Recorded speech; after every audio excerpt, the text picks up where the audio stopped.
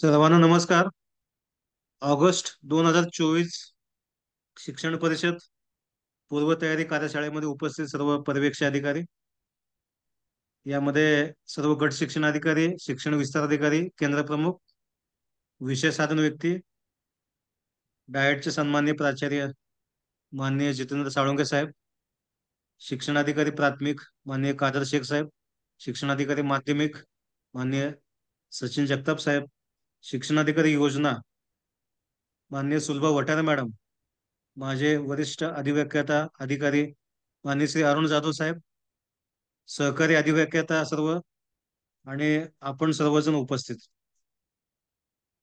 आज आपण आता ही कार्यशाळा सुरू करतोय. याच्यामध्ये जर विषय आपण बघितलं, पहिला विषय आहे दीक्षा ऍप, त्याचा वापर, विशेष करून शिक्षकांनी दीक्षा ऍपचा वापर कसा करावा आणि अध्ययन अध्यापनामध्ये दीक्षा ऍपचा वापर करून आपण अध्ययन निष्पत्ती कशा प्रकारे साध्य करू शकतो. मग दीक्षा ऍप मध्ये बेसिक पासून म्हणजे even log in, app download कसं करावं, लॉग इन कसं करावं आणि त्याचा वापर कसा करावा, त्याच्यामध्ये कोणकोणते कोर्सेस अवेलेबल आहेत.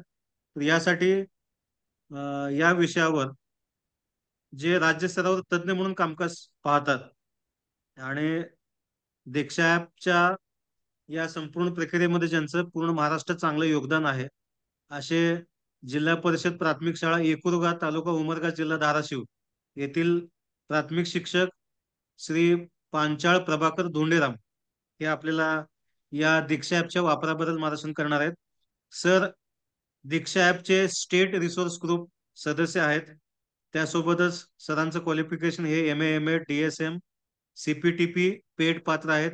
एकूण 15 वर्ष सरांचा अनुभव आहे. 5 वर्ष ते डायट धाराशिव या ठिकाणी विषय सहाय्यक IT म्हणून त्यांनी काम केलेलं आहे. त्यासोबतच सायबर सिक्युरिटी या विषयावर त्यांनी राष्ट्रीय स्तरावर तज्ज्ञ म्हणून कामकाज केलेलं आहे. 2022 पासून ते उमरगा येथे केंद्र प्रमुख म्हणून पदभार स्वीकारला आहे. PM ई विद्या चॅनल महाराष्ट्र राज्य समन्वयक म्हणून त्यांनी सध्या काम करत आहेत आणि वरिष्ठ श्रेणी निवड श्रेणी या ठिकाणी राज्य समन्वयक म्हणून त्यांनी काम केलेलं आहे. दीक्षा ऍप साठी त्यांचं योगदान खूप मोठं आहे, कारण सध्या ते स्टेट लेवलला रिसोर्स ग्रुपमध्ये काम करत आहेत. संपूर्ण राज्याचं दीक्षाचं काम बघतायत. व्हिडिओचं अपलोड करणं असेल किंवा व्हिडिओ कसा असावा याबद्दलचं ट्रेनिंग असेल, व्हिडिओ निर्मिती असेल, याबद्दलचं खूप छान सरांचं कामकाज आहे आणि दीक्षा या विषयावर सरांचं खूप चांगला एक कमांड आहे. तर आपण अशा या राज्यस्तरीय तज्ज्ञ व्यक्तीकडून समजून घेणार आहोत की नेमका दीक्षा ॲपचा वापर सोलापूर जिल्ह्यातील शिक्षकांनी कसा करावा आणि दीक्षा ॲपचा वापर करून आपलं अध्ययन अध्यापन कसं प्रभावी करावं. तर मी आमंत्रित करतो श्री पांचाळ सर, आपण त्याबद्दल गायडन्स करावं. थँक्यू. धन्यवाद शिंदे साहेब. प्रथमतः सर्वांना नमस्कार. सोलापूर जिल्ह्यातले प्राथमिक शिक्षण अधिकारी, माध्यमिक शिक्षण अधिकारी, डाएट प्राचार्य, सर्व वरिष्ठ अधिव्याख्याता, ज्येष्ठ अधिव्याख्याता, सोलापूर जिल्ह्यातील सर्व मान्य गट शिक्षण अधिकारी, विस्तार अधिकारी, केंद्र प्रमुख, साधन व्यक्ती, विशेष शिक्षक व सर्व माझे शिक्षक बंधू भगिनींनो, आता सरांनी माझा अल्पसा परिचय करून दिलेलाच आहे तुम्हाला. मी दीक्षा ॲप याच्याबद्दल सरांनी जे काही सांगितलं तुम्हाला त्याबद्दल मी थोडस तुम्हाला विथ प्रॅक्टिकली आज सांगण्याचा प्रयत्न करणार आहे. सर मी थोडस स्क्रीन शेअर करतो माझी. तुम्हाला को-होस्ट केलंय. Okay sir, thank you. Sir screen दिसते माझी? हो दिसते. Okay, thank you sir.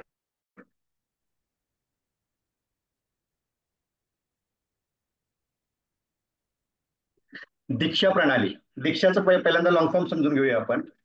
दीक्षा म्हणजे digital infrastructure for knowledge sharing. बाजारात सध्या बरेच ऍप दिसून येतात तुम्हाला, पण जे गव्हर्नमेंटचं शासकीय अधिकृत ऍप म्हणून समजलं जातं हे दीक्षा ऍप आहे. दीक्षा इज एक पब्लिक गुड्स म्हणून जाहीर करण्यात आलेला आहे. One nation one digital platform असा या प्लॅटफॉर्म बद्दल सांगायचं असल्यास आपल्याला सांगता येईल. दीक्षा म्हटलं की आपल्याला एकच लक्षात येतं की दीक्षा ऍप म्हटलं की व्हिडिओ आहेत. दीक्षा ऍपवर व्हिडिओ दिसले म्हणजे दाखवले जातात. हे आपल्या पहिल्यांदा डोक्यात बसलेलं आहे. तर ते थोडंसं आपण काय करूया, थोडंसं बाजूला सरकूया आणि त्याच्यामध्ये दीक्षावर काय काय आहे या गोष्टी आपण पहिल्यांदा समजून घेऊया. तर दीक्षावर एनर्जाइज्ड टेक्स्टबुक आहेत, असेसमेंट क्वेश्चन्स आहेत, इन्फोग्राफिक्स मटेरियल्स आहे, कोर्सेस उपलब्ध आहेत. ते कोर्सेस विद्यार्थ्यांसाठी आहेत, पालकांसाठी आहेत आणि शिक्षकांसाठी आहेत. त्यानंतर गाईडलाईन हँडबुक्स आहेत, व्हिडिओ ऑडिओ मटेरियल उपलब्ध आहे, जे की AR VR टेक्नॉलॉजीशी रिलेटेड असू शकतं असे मटेरियल. इंटरॅक्टिव्ह ऍक्टिव्हिटीज आहेत, क्विजेस आहेत आणि ऑनलाईन इव्हेंट्स, वर्कशीट, असं बरंच काही दीक्षावर मटेरियल उपलब्ध असू शकतं. तर दीक्षावर आतापर्यंतचा मागच्या महिन्यापर्यंतचा जर डेटा उपलब्ध होता तर त्या डेटानुसार 6,773 एनर्जाइज टेक्स्टबुक आहेत, जे की स्टेटकडून त्या दीक्षा ऍपवर अपलोड केलेले असतात आहेत. त्यानंतर 3.5 लाखापेक्षा जास्त डिजिटल कंटेंट, जे की व्हिडिओच्या माध्यमातून असू शकतात, त्यानंतर इन्फोग्राफिक्सच्या माध्यमातून असतात किंवा इंटरॅक्टिव्ह साहित्याच्या माध्यमातून हे कंटेंट असू शकतात. त्यानंतर दररोज 3 लाखापेक्षा जास्त विद्यार्थी, पालक, शिक्षक या दीक्षा ऍपचा वापर करतात दररोज. अशा प्रकारचे दीक्षा ऍप आहे, समजून घेऊया आपण थोडस.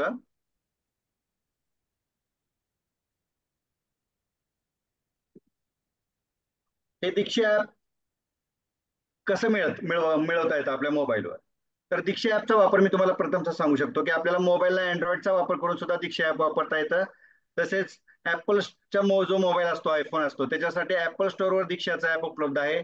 आणि त्यानंतर आपल्याला दीक्षा ऍप हे आपल्या वेब पोर्टलवर सुद्धा ब्राउज करून सुद्धा वापरता येतं. त्याच्यासाठी साईट आहे diksha.gov.in/explore नावाची, किंवा तुम्ही गुगलवर जरी टाकलं दीक्षा म्हणून तरी तुम्हाला ती साईट भेटून जाईल. तर त्याच्यामध्ये ते प्ले स्टोअरवरून डाउनलोड करणं, मी तुम्हाला डेमो तर दाखवणारच आहे, फक्त प्रारंभिक थोडंसं 1-5 मिनिटं माहिती सांगतो सुरुवातीला. की प्ले स्टोअरवरून डाउनलोड करणं, डाउनलोड केल्यानंतर आपल्याला लॉग इन क्रेडेन्शियल टाकणं, त्यानंतर आपला रोल किंवा प्रोफाईल कंप्लीट करणं आणि दीक्षाची कंटेंट ब्राउज करणं, अशी प्रोसेस आहे त्याची. दीक्षा प्रणालीची वैशिष्ट्ये जर सांगायचं राहिले तर मुक्त शैक्षणिक संसाधनाचे भांडार आहे दीक्षा. ई साहित्यामध्ये मुलांना आवडतील अशा कार्टून्सचा वापर केलेला आहे दीक्षाच्या कंटेंटमध्ये. ई साहित्यामध्ये भरपूर अॅनिमेशनचा वापर केलेला आहे. दीक्षा पोर्टलवर एकूण 18 माध्यमातील ई साहित्य उपलब्ध आहे. शिक्षकांनी विद्यार्थ्यांसाठी बनवलेले हे कंटेंट आहेत. म्हणजे आपले जे जिल्हा परिषदेचे शिक्षक असो, संस्थेचे शिक्षक असो, जे विद्यार्थ्याला प्रत्यक्ष अध्यापनाचं काम करतात, अशा शिक्षकांच्या माध्यमातून हे दीक्षावर जे कंटेंट आहे ते उपलब्ध केलेले आहेत. साहित्याचा प्रकार फक्त व्हिडिओ नसून PDF, PPT, गेम्स, पझल इत्यादी उपलब्ध असतात दीक्षावर. हे ऍप ऑफलाईन सुद्धा वापरता येतं. त्याचा प्रत्यक्ष डेमो आपण पाहूतच, ऑफलाईन हे दीक्षा ऍप कसं वापरायचं ते. उपलब्ध सर्व ई साहित्य खात्रीशीर व तज्ज्ञ मार्गदर्शनाने तपासलेले आहे. म्हणजे दीक्षावर जे साहित्य उपलब्ध आहे ते एका तज्ज्ञ मार्गदर्शकाकडनं, म्हणजे जे काही SRG टीम असते दीक्षावरची, जे की राज्यासाठी काम करते, अशा तज्ज्ञ मार्गदर्शकाकडून, तसेच बालभारतीचे जे सदस्य असतात, अभ्यासक्रम मंडळाचे जे सदस्य असतात, बालभारतीचे पाठ्यपुस्तक जे सदस्य असतात, त्या सर्व सदस्याकडनं हे दीक्षावरचं साहित्य हे तपासून घेतलं जातं आणि खात्रीशीर पटल्यानंतरच ते दीक्षावर येतं. दीक्षावर कोणीही कंटेंट देऊ शकतो. कोणताही शिक्षक, विद्यार्थी, पालक हे दीक्षावर आपला कंटेंट देऊ शकतात. ऍप विद्यार्थी, पालक, शिक्षक सर्वांसाठी सर्वांच्या भूमिकेतून उपलब्ध आहे. विविध चालीतील कविता सुद्धा आपल्या दीक्षावर उपलब्ध असलेल्या दिसून येतील. पाठ्यपुस्तकात आपले जे QR कोड आहेत, जे सोबत संलग्न केलेले आहेत, त्यामुळे घटक शोधण्याची गरज नाही.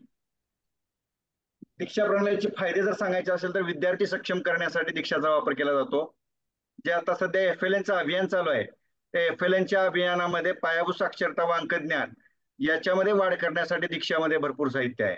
शिक्षकांचा व्यावसायिक विकास करण्यासाठी दीक्षाचा वापर होऊ शकतो. गणितासाठी भरपूर असं डिजिटल साहित्य दीक्षावर उपलब्ध आहे. साक्षरतेसाठी डिजिटल साहित्य आहे.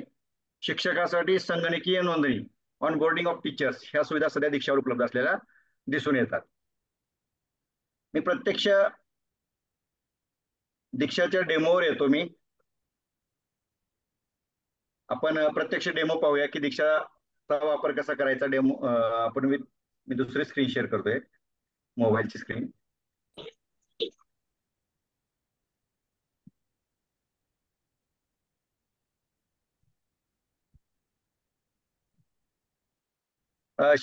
शिंदे सर, माझा एक दुसरा मोबाईल आहे, मोबाईल अटॅच आहे, त्याला शेअरिंगचा ऑप्शन प्लीज ऑन करा. ओके, ठीक आहे.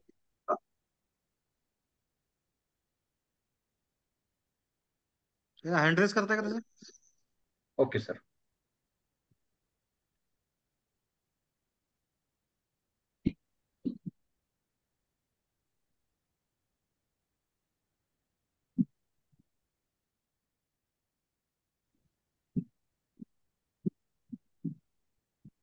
आलं. प्रभाकर पंचाळ ना? Yes sir, yes sir. हो, आलं. डन. Okay, thank you sir.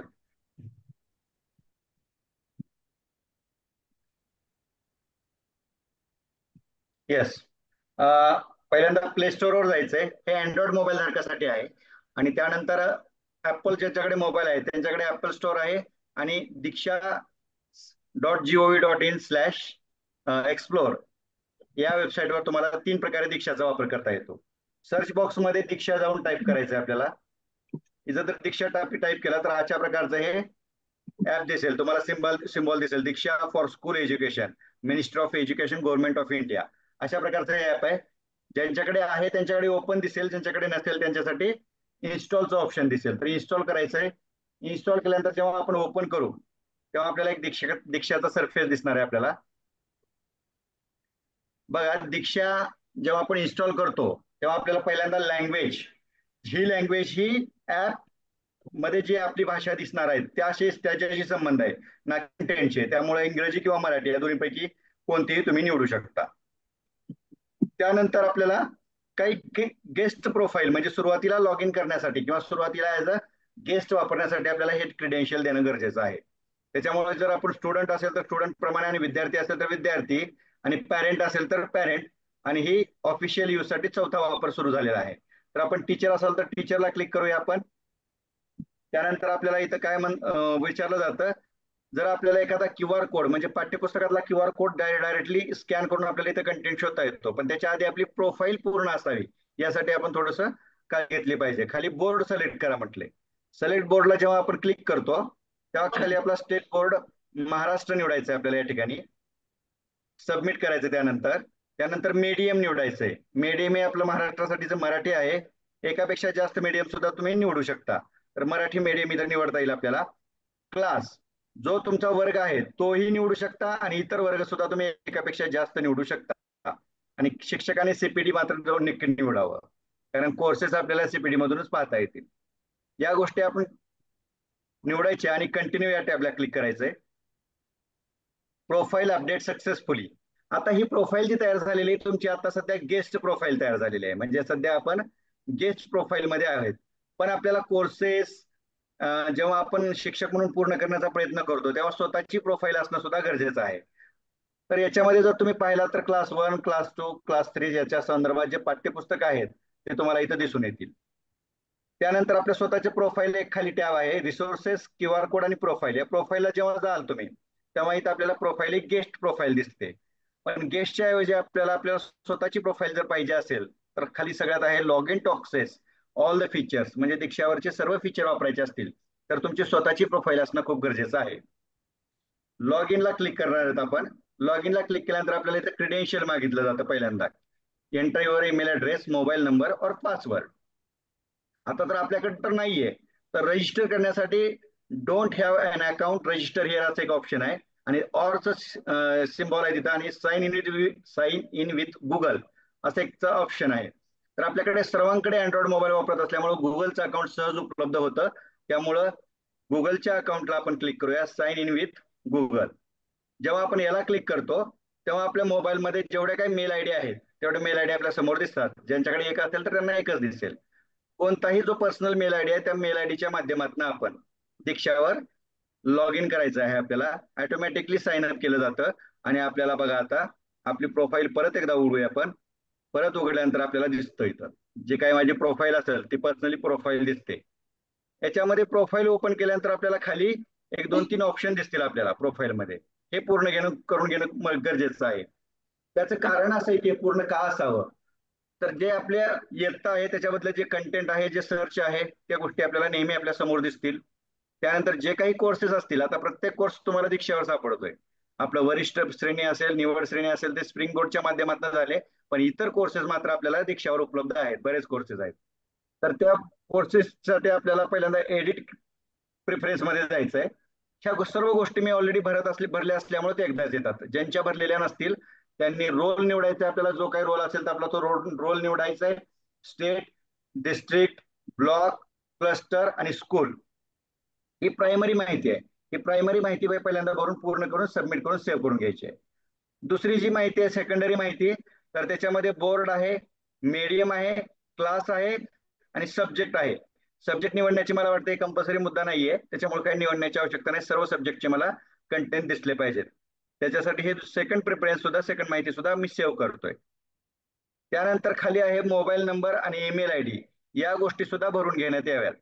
आणि अशा प्रकारे या सगळ्या गोष्टी भरून घेतल्यानंतर आपली जी पर्सनल माहिती आहे त्याच्यामध्ये शाळार्थ आय डी आहे, मोबाईल नंबर आहे, मेल आय डी आहे, या सगळ्या गोष्टीची माहिती भरून घेण्यात यावी. आणि तुम्हाला तुमच्या नावाखाली एक दीक्षा आय डी नावाचा एक ऑप्शन दिसत असेल या ठिकाणी, दीक्षा आय डी प्रभाकर _E6VM. हे कशासाठी असतं, तर जेव्हा काही आपल्याला दीक्षाच्या बाबतीत अडचण येईल तेव्हा आपण बॅकएंड टीमला किंवा जी मदत मागितली जाते त्या मदतीसाठी आपल्याला ही दीक्षा आयडी नेहमी कामाला असते. प्रत्येकाची दीक्षा आयडी म्हणजे एक युनिक कोड आहे. ऍज अ आधार नंबर जसा युनिक असतो तसं प्रत्येक दीक्षा मोबाईलची दीक्षा आयडी ही एक युनिक आयडी असते. त्याच्या माध्यमातून आपल्याला फॉलोअप घेण्यासाठी खूप मदत होते. आता हे मी पहिल्यांदा काय सांगितलं की दीक्षा ऍप डाउनलोड करणं, कुठून घेणं, गेस्ट प्रोफाईल भरणं आणि त्याची पहिल्यांदा स्वतःची प्रोफाईल कंप्लीट करणं, या सर्व गोष्टीची माहिती आपण घेतलेली आहे. सुरुवातीला आपण होमला येऊया. आता मला एखादा कंटेंट शोधायचा आहे, तर शोधण्यासाठी दोन पर्याय आहेत. ऍज अ युजर म्हणून मला दीक्षा दोन प्रकारे कंटेंट शोधता येतील. पहिल्यांदा मला शोधायचं आहे क्यू आर कोडच्या माध्यमातून. तर सर्वात मध्ये खालच्या साईडला जर आपण क्लिक केलं तर आपला कॅमेरा ओपन होतो.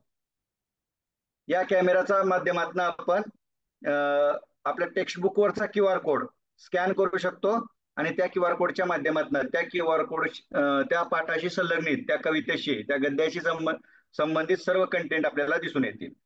पण आता क्यू आर कोड बऱ्याच पाठ्यपुस्तकामध्ये आता काही वर्ष मागच्या वर्षीचे आहेत, या वर्षी आले नाहीत, अशा बऱ्याच समस्या आहेत. तर त्याच्यानंतर मग कंटेंट कसा शोधायचा आहे, मला समजा तिसरीचा कंटेंट शोधायचा आहे, मराठीचा एखादी रानवेडी कविता शोधायची मला, तर मी कसं शोधणार? तर सगळ्यात वरच्या साईडला तीन ऑप्शन आहेत, डाउनलोड, नोटिफिकेशन आणि सर्च. या सर्च मध्ये म्हणजे भिंगासारखं जे चिन्ह आहे त्याला सर्च म्हणतो आपण. या सर्च मध्ये गेल्यानंतर आपल्याला पॉप्युलर कॅटेगरीज आणि सर्च करण्यासाठी ऑप्शन येतं. या सर्च मध्ये आपण मराठीत तुम्ही टाईप करू शकता रानवेडी.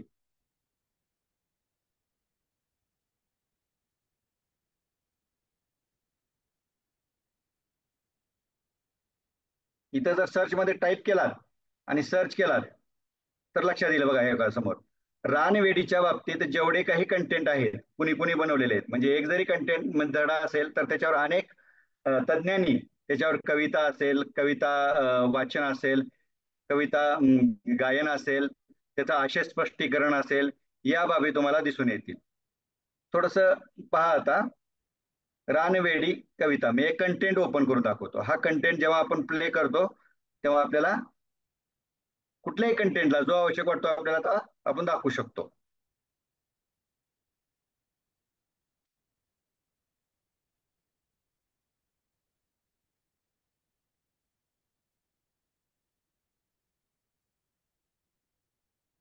काय करूया, आपण आपली कविता पाहूया. कोणती कविता पाहायची आपल्याला? रानवेडी नावाची कविता आपल्याला पाहायची आणि त्याचं आपल्याला काय करायचं, आधी वाचन करायचं, त्यानंतर गायन करायचं, त्यानंतर समजून घ्यायचं आणि त्यानंतर स्वाध्याय सोडवायचा. ताची फुलं तिच्या कानामंदी डुल अन चाईचा मोहर. हे अशा प्रकारे आपल्याला कंटेंट दिसून येतात. कविता वाचन झालं, आता आपल्याला आशय स्पष्टीकरण आहे. त्यानंतर आपण थोडस काय करू, गायन करता येतं. हा आपण इथं बघूया. एखादा कंटेंट आपल्याला इथे डाउनलोड सुद्धा आपल्याला करता येतो आणि डाउनलोड केलेला आपल्याला प्ले सुद्धा करता येतो. हे इंटरॅक्टिव्ह म्हणजे तुम्हाला सांगायचं की इंटरॅक्टिव्ह कसं असतं. या ठिकाणी तुम्ही नेक्स्ट करून तुम्हाला या गोष्टी पाहता येऊ शकतात. म्हणजे एखादा कंटेंट शोधणं आणि कंटेंट शोधून त्याच्यातलं आपल्याला बाकीच्या गोष्टी दाखवता येणं, या गोष्टी. आता एखादं टेक्स्ट बुक शोधायचंय तुम्हाला, तिसरी मराठीचं टेक्स्ट बुक शोधायचं आणि त्याच्यातल्या सगळ्या गोष्टी मला पाहायचंय. सर्च मध्ये जायचं आपल्याला. पहिल्यांदाच आहे डिजिटल टेक्स्ट बुक, त्या ऑप्शनला क्लिक करायचंय. त्यानंतर इथं आपल्याला काय करायचं, सब्जेक्ट नाही क्लिक केलं तरी चालेल. आपल्याला इथं बघा बाजूला फिल्टर नावाचा एक ऑप्शन आहे, सब्जेक्ट, फिल्टर आणि रोल आणि फिल्टर. त्या फिल्टर मध्ये गेलात तर तुम्हाला लक्षात येईल इथं मीडियम, जे काही मीडियम असेल तर आपलं मराठी तर मीडियम निवडू शकता. फिल्टर करून एखादं पुस्तक शोधायचं मी सांगतोय तुम्हाला. हे मराठी मीडियम क्लास 3 आणि बाकीच्या गोष्टी नाही केल्या तरी चालतील मला. क्लास 3चं मराठी मीडियमचं इथं पुस्तक मला दिसून येईल.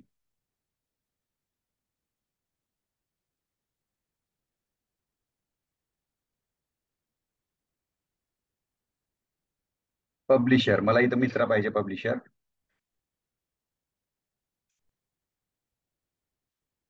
Text book.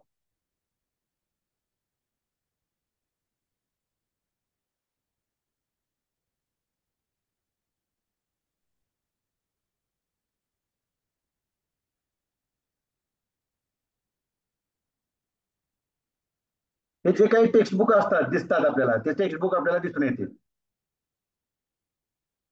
परिसर अभ्यास असो म्हणजे आपल्याला प्रत्येक टेक्स्ट बुक दिसेल त्याच्या खालचे कंटेंट सुद्धा दिसतात बघा इथं. एखादं टेक्स्ट बुक असेल तर खाली त्याच्या पूर्ण आपल्याला त्याच्या संबंधितले टेक्स्ट धडे दिसून येतात आणि त्याच्या संदर्भातले आपल्याला व्हिडिओ इथं प्ले करता येतील.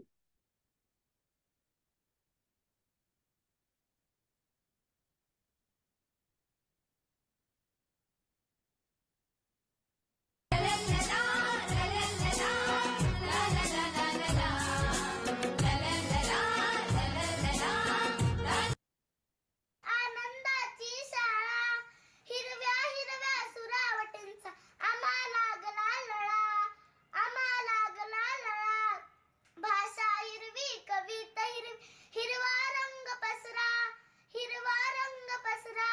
क्षणाक्षणाला चित्र रंगवी. पहा आता मी हे कंटेंट कसं शोधायचं. एकतर QR कोडच्या माध्यमातून आणि सर्च मधून आपल्याला हे कंटेंट शोधता येतात. आता आपण पुढे जाऊया की एखाद्या शिक्षकासाठी कोर्स कसा जॉईन करायचा. तर आता बघा इथं सर्च मध्ये जेव्हा जे काही कराल तुम्ही तर डिजिटल टेक्स्टबुकच्या खाली कोर्सेस आहेत. हे कोर्सेस जेव्हा आपण क्लिक करू तेव्हा आपल्याला पूर्ण दीक्षावरची सगळे कोर्सेस आपल्याला इथं दिसून येतील. जो काही कोर्स आपल्याला जॉईन करायचा आहे तर त्या कोर्ससाठी तुम्ही भाग घेऊ शकता. पण फिल्टर करून आपण आपल्या राज्य शासनाचेच कोर्सेस बघून निवडूया. आपण पहिल्यांदा मराठीचेच कोर्सेस निवडूयात. आपण मीडियम निवडायचं पहिल्यांदा आपल्याला इथं अगोदर प्रमाणेच. त्यानंतर परत क्लास निवडायचा आहे. क्लास आपण शिक्षक असल्यामुळे CPD निवडू शकतो. पब्लिशर हे मित्रा निवडायचंय आणि अप्लाय करायचं. गरजाधिष्ठित ऑनलाईन ब्लेंडेड कोर्स हे जे काही कोर्सेस उपलब्ध आहेत ते कोर्सेस आपल्याला इथं दिसून येतील. एखादा कोर्स जर आपण क्लिक केला तर काही तुम्हाला ओपन दिसणार नाहीत. या ठिकाणी जर बघा नो बॅचेस अवेलेबल म्हणजे एखादा कोर्स जर त्याची बॅच अवेलेबल नसेल तर आपल्याला जॉईन करता येणार नाही. पण एखादा कोर्सची बॅच अवेलेबल असेल तर मात्र तुम्हाला ते जॉईन करता येऊ शकते. या प्रकारे ही जर जॉईन कोर्स आपल्याला येईल. आता ओपन असलेला आपण ओपन करूया जॉईन साठीचा.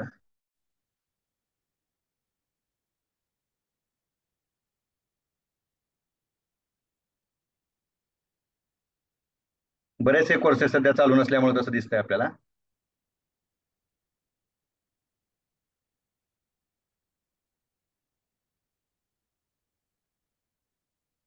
या बॅचेस सध्या क्लोज असल्यामुळे आपल्याला जॉईन करता येत नाहीयेत. पण ही बॅच जर चालू असेल तर आपल्याला ह्या कोर्समध्ये आपल्याला भाग घेता येतो आणि आपल्याला या कोर्समध्ये जॉईन होऊन हे कोर्स दिलेल्या मुदतीत पूर्ण करून आपल्याला त्याच्याबद्दलचं प्रमाणपत्र मिळवता येऊ शकतं. जेव्हा आपण कोर्स चालू करतो जॉईन होतो तेव्हा दिसतं आपल्याला या ठिकाणी बघा 100% पूर्ण कंप्लीट केलेला कोर्स आहे. जॉईन केल्यानंतर आपल्याला इथं कोर्समध्ये मॉड्यूल दिसतात आपल्याला. ते मॉड्यूल आपण पूर्ण करू शकतो आणि पूर्ण कंप्लीट केल्यानंतर आपल्याला आपल्या सर्टिफिकेट हे कुठे मिळणार आहे तर आपल्या प्रोफाईलमध्ये. ही जी प्रोफाईल आहे त्याच्या खालच्या साईडला पूर्ण केल्यानंतर असे बघा हे सर्टिफिकेट असतात. हे पूर्ण केलेले कोर्स आहेत आणि त्याचं सर्टिफिकेट समोर. इथून आपल्याला आपले प्रोफाईल मधले कोर्सेसचे सर्टिफिकेट आपल्याला पूर्ण केल्यानंतर डाउनलोड करता येऊ शकतात. फक्त ती कोर्स कंप्लीट करण्यासाठी तो कोर्सची बॅच वरिष्ठ पातळीवरून तयार असली पाहिजे, क्रिएट केलेली असली पाहिजे. तेव्हा आपल्याला कोर्स जॉईन करता येतो आणि त्याचे सर्टिफिकेट आपल्याला मिळवता येऊ शकतात. अशा प्रकारे दीक्षा ऍप म्हणजे काय, त्याचे फायदे तोटे सगळे सांगितलेले आहेत. आणखी एक माझ्याकडून सांगायचं राहून गेलं की दीक्षा ऍप आपल्याला ऑफलाईन यूज करता येतं. तर ऑफलाईन कसं यूज करता येतं, ज्या ठिकाणी शाळेत रेंज नाही, नेट नाहीये, तर अशा ठिकाणी आपण एखादा कंटेंट काय करू शकतो, डाउनलोड करून घेऊ शकतो. आणि डाउनलोड केलेला कंटेंट ऑफलाईन रित्या जिथं आपण शाळेत जाऊ त्या ठिकाणी आपल्याला तो दाखवता येऊ शकतो. एक्झाम्पल सांगतोय, एखादी राईम्स बघा, आता ही राईम्स आहे बाबा ब्लॅक शिप. ही जी राईम्स ओपन केल्यानंतर आपल्याला ही राईम्स डाउनलोड करता येते आणि डाउनलोड करून आपल्याला ती विद्यार्थ्यापर्यंत दाखवता येऊ शकते. थोडस नेटवर्कमुळे बाहेर पडते थोडस, कारण 2 मोबाईलवरनच मी जोडलं इथं. कुठलाही कंटेंट एखादा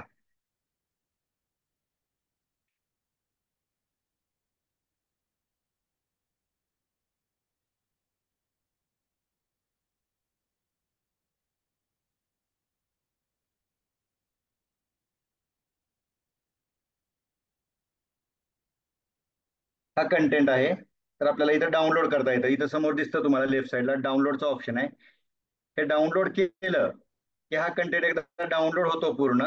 आता डाउनलोड झालेला कंटेंट आपल्याला आपला नेट बंद करून सुद्धा आपल्याला प्ले करता येऊ शकतो. तर हा कंटेंट कुठे राहील, होम पेजवर डाउनलोड या ऑप्शन मध्ये हा कंटेंट दिसून येईल. हा कंटेंट आपल्याला इथं डाउनलोड केलेला दिसतो इथं रानवेडी, आणि हा कंटेंट आपल्याला ऑफलाईन सुद्धा आपल्याला प्ले करता येतो इंटरनेट नसताना. अशा प्रकारे आपल्याला इंटरनेट शिवाय हा कंटेंट आपल्याला इथं प्ले करता येऊ शकतो शाळेत गेल्यानंतर. जेव्हा आपण नेटमध्ये असो, रेंजमध्ये असो, नमस्कार तेव्हा शिक्षक बांधवांनो. हा कंटेंट आपण बालभारती डाउनलोड करावा इयत्ता आणि पहिली ते विद्यार्थ्यापर्यंत चौथीच्या पोहोचवण्याचा प्रयत्न पाठ्यक्रमात करावा. अनेक कवितांचा अंतर्भाव आहे.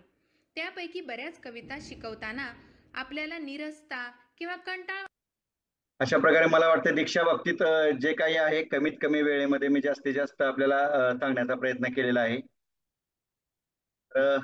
धन्यवाद, धन्यवाद सर्वांना. Thank you very much Panchal sir. आपण अतिशय उत्कृष्टपणे इव्हन सुरुवातीपासून ऍप डाउनलोड करापासून ते व्हिडिओ कसे बघायचे आणि कोर्सेस कसे जॉईन करायचे, दीक्षा ऍपचा वापर प्रभावी कसा करायचा, खूप सुंदरपणे सांगितलेलं आहे. कोणाला काही शंका असेल तर आपण विचारू शकताय. जर शंका नसेल तर आपण पुढच्या विषयाकडे जाऊया. आपण मेसेज करू शकता काय तुमच्या मनात शंका असेल, दीक्षा ऍपच्या वापरामध्ये काय तुम्हाला अडचणी आतापर्यंत जाणवल्या तर त्याच्याबद्दल आपण मेसेज करू शकताय. सर हे स्टेट लेवल रिसोर्स ग्रुपमध्ये आहे दीक्षा ऍपच्या, आणि त्यामुळं खूप छान प्रकारे सरांनी चांगल्या प्रकारे माहिती सांगितलेली आहे.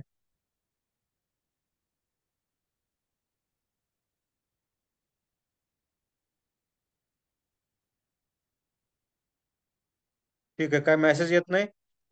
पांचाळ सर, आपण उपस्थित राहिलात आणि अतिशय उत्कृष्टपणे मार्गदर्शन केलात त्याबद्दल डायट वेळापूर, जिल्हा सोलापूर मार्फत मी तुमचा आभारी आहे. धन्यवाद. धन्यवाद सर, धन्यवाद. हॅलो हॅलो, हा बोल. पंचाळ सरांचा नंबर मिळाला तर बरं होईल सर. हो, नंबर आम्ही शेअर करतो पांचाळ सरांचा. ओके, मी ओके. सरांकडे शेअर करतो सर, करतील सर. ठीक आहे, ठीक आहे. ओके. पुढील विषय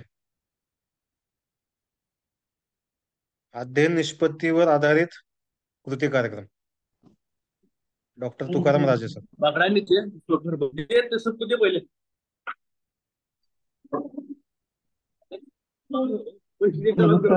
पीडीएफ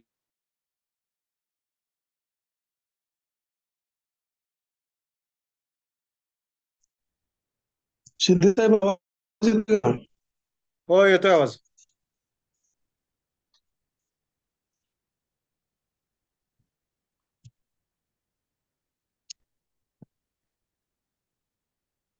सर्वांना नमस्कार.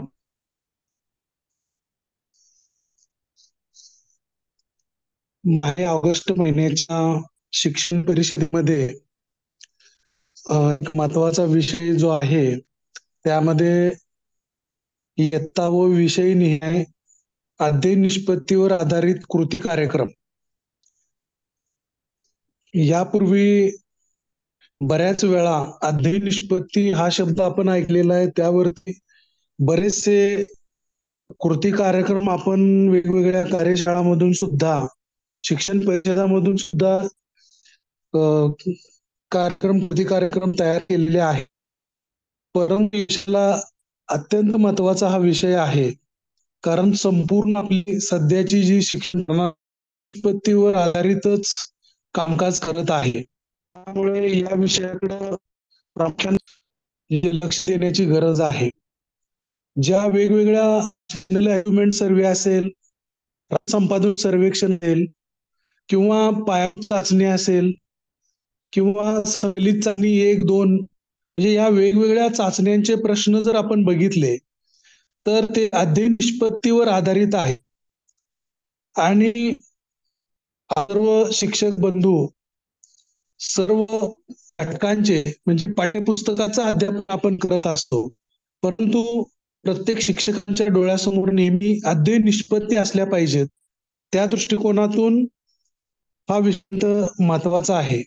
आणि आपण यापूर्वी सुद्धा यावरती भरपूर काम केलेलं आहे आणि अधिकच सखोल काम करण्याच्या दृष्टिकोनातून आपण या विषयाकडे लक्ष देण्याची गरज आहे.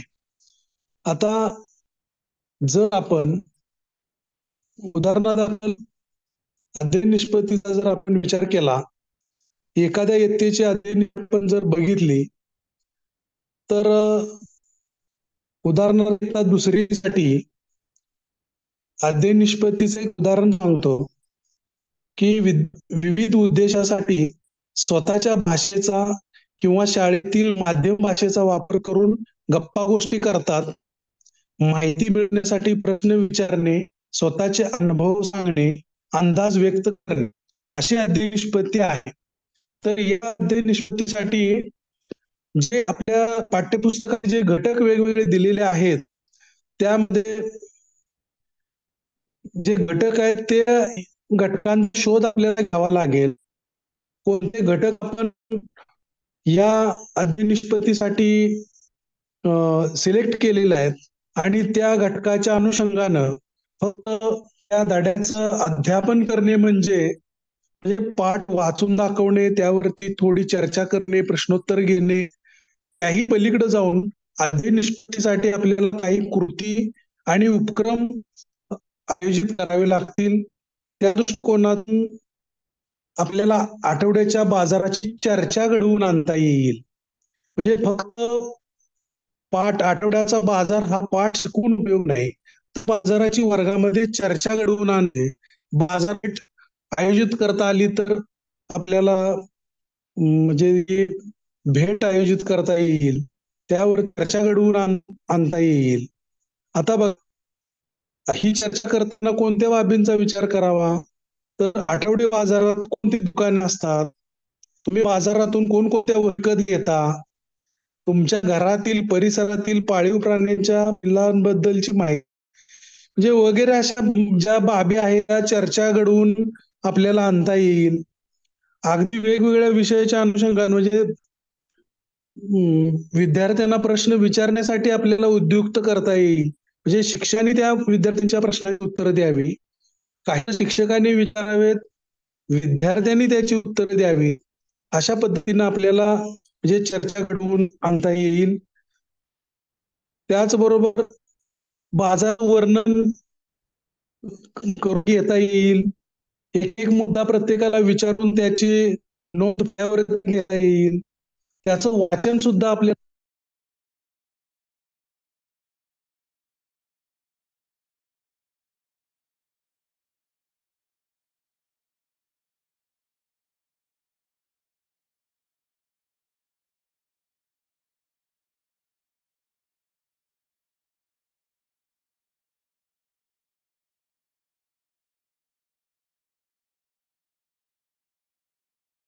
सिद्धेचं कट झालं होते का?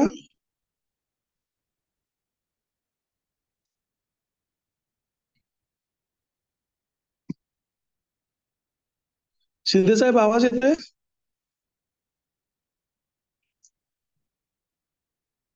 हॅलो, हा येतोय साहेब, येतोय. थोडा कट झाला होता, आता येतोय. हा. तर अशा पद्धतीनं आपल्याला या अध्ययन निष्पत्तीवर आधारित वेगवेगळ्या कृती क्रम याचं आयोजन करावं लागेल. आता हे एका भाषा विषयात झालं, म्हणजे वेगवेगळे विषय इयत्ता 8वी पर्यंत पण अध्ययन निष्पत्ती ज्या आहेत त्या अध्ययन निष्पत्तीचं अध्ययन अध्यापनाची प्रक्रिया ही अध्ययन निष्पत्तीवर आधारित करणं गरजेचं आहे. त्या दृष्टिकोनातून आपल्या सर्व शिक्षकांना हा विषय या अध्ययन निष्पत्ती माहीत आहेतच.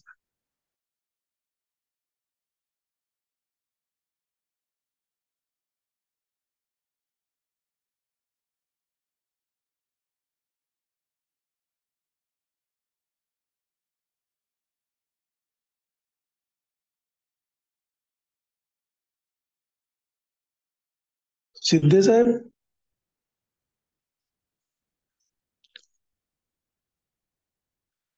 हा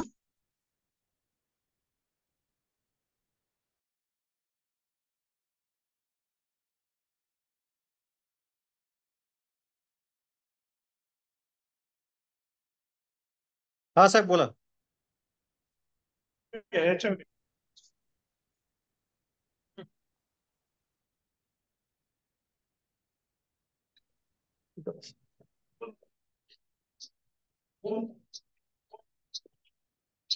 अध्ययन निष्पत्ती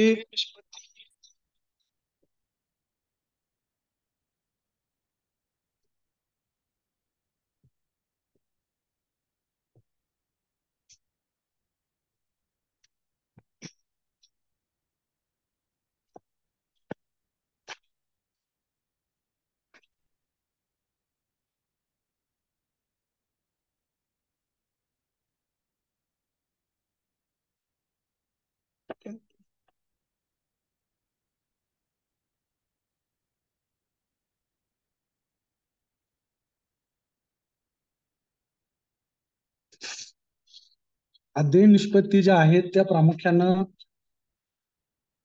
भाषा विषय, त्याचबरोबर गणित, परिसर अभ्यास, समाजशास्त्र, म्हणजे या सर्व विषयाच्या अनुषंगानं या अध्ययन निष्पत्ती आहेत. तर त्या अध्ययन निष्पत्तीचं जे नियोजन आहे ते आपल्याला या शिक्षण परिषदेमध्ये करावयाचं आहे.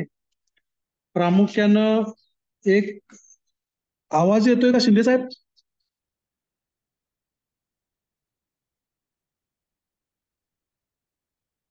शिंदे साहेब आवाज येतोय? हा ठीक आहे सर.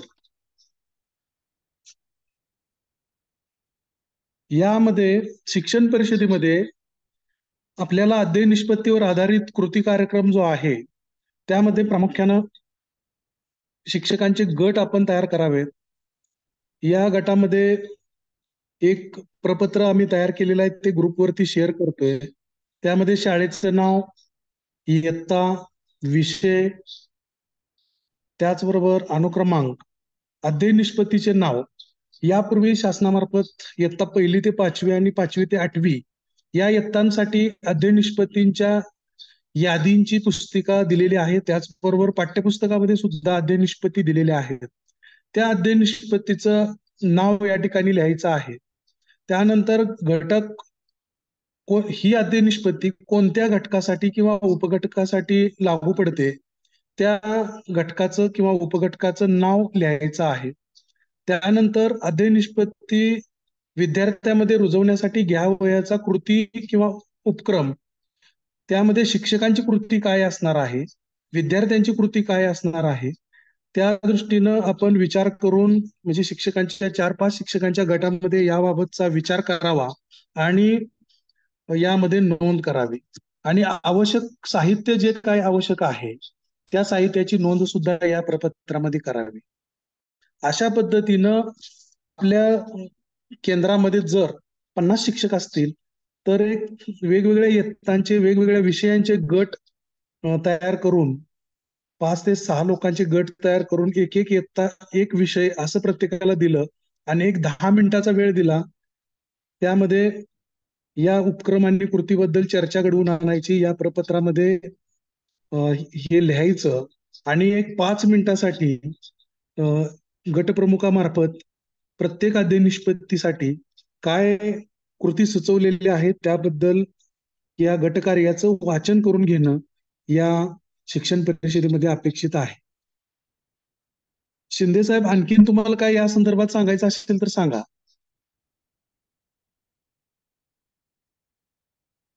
शिंदे साहेब. नाही सर, काय ऍड हा करायचं नाही. थँक्यू. ठीक आहे, ओके. आता या संदर्भात अशा पद्धतीनं गटकार्य केल्यानंतर म्हणजे ही सुद्धा एक अध्यय निष्पत्तीच आहे. म्हणजे कृती करायला लावल्यामुळे शिक्षकांच्या हा विषय लक्षात येणार आहे. या सर्व नोंदी म्हणजे अशा अध्यय निष्पत्तीच्या नोंदी शाळा स्तरावरती कुठे ठेवाव्यात याची काही आवश्यकता मला वाटत नाही. परंतु शिक्षकांनी अध्यय निष्पत्ती आणि यासाठी कोणते कृती कार्यक्रम उपक्रम आयोजित करावेत हे लक्षात येण्यासाठी आपण या कृतीचा सराव आपण शिक्षण परिषदेमध्ये घेणार आहोत आणि यावरती चर्चा घडवून आणणार आहोत. तर या दृष्टीनं आपण म्हणजे याचं रेकॉर्ड कोणत्याही प्रकारचं ठेवू नका, परंतु ज्यावेळी परीक्षा यंत्रणेतील सर्व अधिकाऱ्यांच्या शाळा भेटी होत असतात त्यावेळी अध्ययन निष्पत्ती संदर्भात अधिकारी किंवा भेट देणारे प्रतिनिधी चर्चा करतील. त्यावेळी ही अध्ययन निष्पत्तीसाठी आम्ही हे उपक्रम शाळेमध्ये आयोजित केलेले आहेत हे शिक्षकांनी सांगणं अपेक्षित आहे. तर अशा पद्धतीनं अध्ययन निष्पत्तीवर आधारित जे कृती कार्यक्रम आपण वेगवेगळ्या विषयांचे तयार करणार आहोत ते सर्व कृती कार्यक्रम म्हणजे सर्व शाळांमध्ये त्याची अंमलबजावणी खूप चांगल्या पद्धतीने होईल अशी या ठिकाणी अपेक्षा व्यक्त करतो. यानंतर दुसरा एक विषय जरा थोडासा वेगळा आहे, परंतु अध्ययन निष्पत्तीशी निगडीतच आहे. वाचनासाठी शासनामार्फत ग्रंथालयांना पुस्तके प्राप्त करून दिली जातात. तर यावर्षी सुद्धा SSA अंतर्गत जो ग्रंथालयाचा उपक्रम आहे त्यामध्ये स्तरनिहाय पुस्तक निर्मिती करण्यासाठी उद्या 27 ऑगस्ट रोजी 10:30 ते 5 या वेळेत SVCS अध्यापक विद्यालय अक्कलकोट रोड सोलापूर या ठिकाणी काही आपल्या जिल्ह्यातील निवडक शिक्षकांचे कार्यशाळा आयोजित केलेली आहे. तर सर्व केंद्र प्रमुखांना सूचना आहे की ग्रुपवरती यादी शेअर केलेली आहे, साधन व्यक्तींच्या ग्रुपवरती ही यादी शेअर केलेली आहे. तर ज्या शाळेतील हे संबंधित शिक्षक आहेत त्या शाळेच्या मुख्याध्यापकांना आपल्या स्तरावरून निरोप द्यावा, आदेशित करावे आणि या कार्यशाळेला येत असताना यापूर्वी काही लेखन केलं असेल तर ते लेखन केलेलं साहित्य सुद्धा घेऊन उपस्थित राहण्याबद्दल सुचवावे, अशा पद्धतीची एक सूचना आहे. तर आपण अध्ययन निष्पत्तीवर आधारित कृती कार्यक्रम खूप चांगल्या पद्धतीनं याचं वर्गामध्ये अंमलबजावणी कराल अशी अपेक्षा व्यक्त करतो आणि या ठिकाणी थांबतो. धन्यवाद.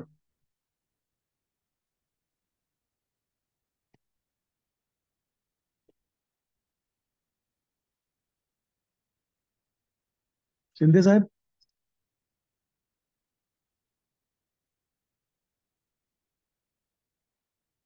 हो, पुढचा विषय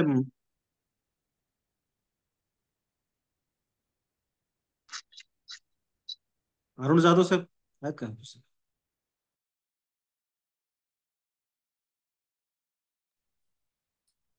शिंदे साहेब, पुढचा विषय कोणाचा आहे ते सांगून PPT शेअर करण्यात यावी. एक मिनिट सांगतो.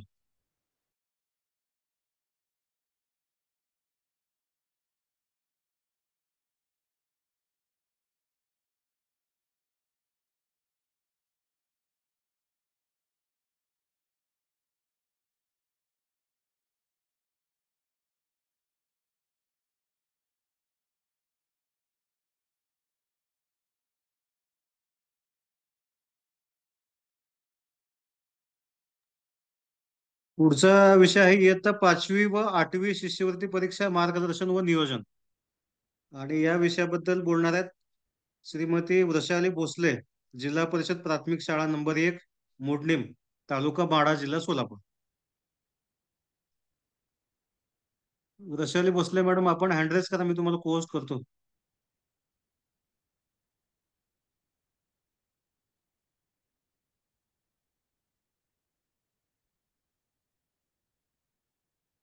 ओके, को होस्ट केलं तुम्हाला बघा.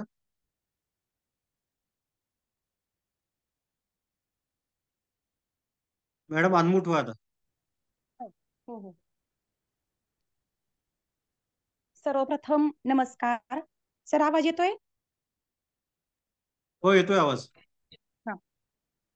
जिल्हा शिक्षण व प्रशिक्षण संस्था वेळापूर व जिल्हा परिषद सोलापूर यांच्या संयुक्त विद्यमाने केंद्र स्तरावरच्या शिक्षण परिषदेच्या आयोजनाबाबत जिल्हास्तरीय ऑनलाईन बैठकीमध्ये उपस्थित असलेले सर्व केंद्र प्रमुख, विस्तार अधिकारी, विषय तज्ज्ञ, मार्गदर्शक म्हणून लाभलेले डाएटचे सर्व अधिव्याख्याते, प्राचार्य माननीय श्री साळुंखे साहेब, तसेच प्राथमिक शिक्षणाधिकारी माननीय श्री शेख साहेब व माध्यमिक शिक्षणाधिकारी माननीय श्री जगताप साहेब यांना सर्वप्रथम मी वंदन करते. त्याचबरोबर डाएटचे वरिष्ठ अधिव्याख्याते अरुण जाधव साहेब यांनाही मी नमस्कार करते व मी माझी थोडक्यात ओळख करून देते. मी भोसले वृषाली जिल्हा परिषद प्राथमिक शाळा मोडणी येथे उपशिक्षिका म्हणून गेली 6 वर्ष काम पाहत आहे. तर सर स्क्रीन शेअर करता थोडी.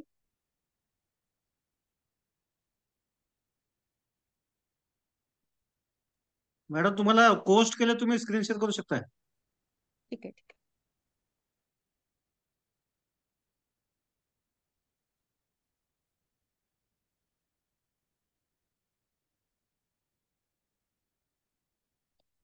तर माझ्याकडे जो विषय दिलेला आहे तो आहे 5वी व 8वीच्या विद्यार्थ्यांना आपण जो शिष्यवृत्ती मार्गदर्शन करत असतो त्यासाठी काय काय नियोजन करायला पाहिजे या विषयावर मी थोडक्यात मार्गदर्शन करणार आहे.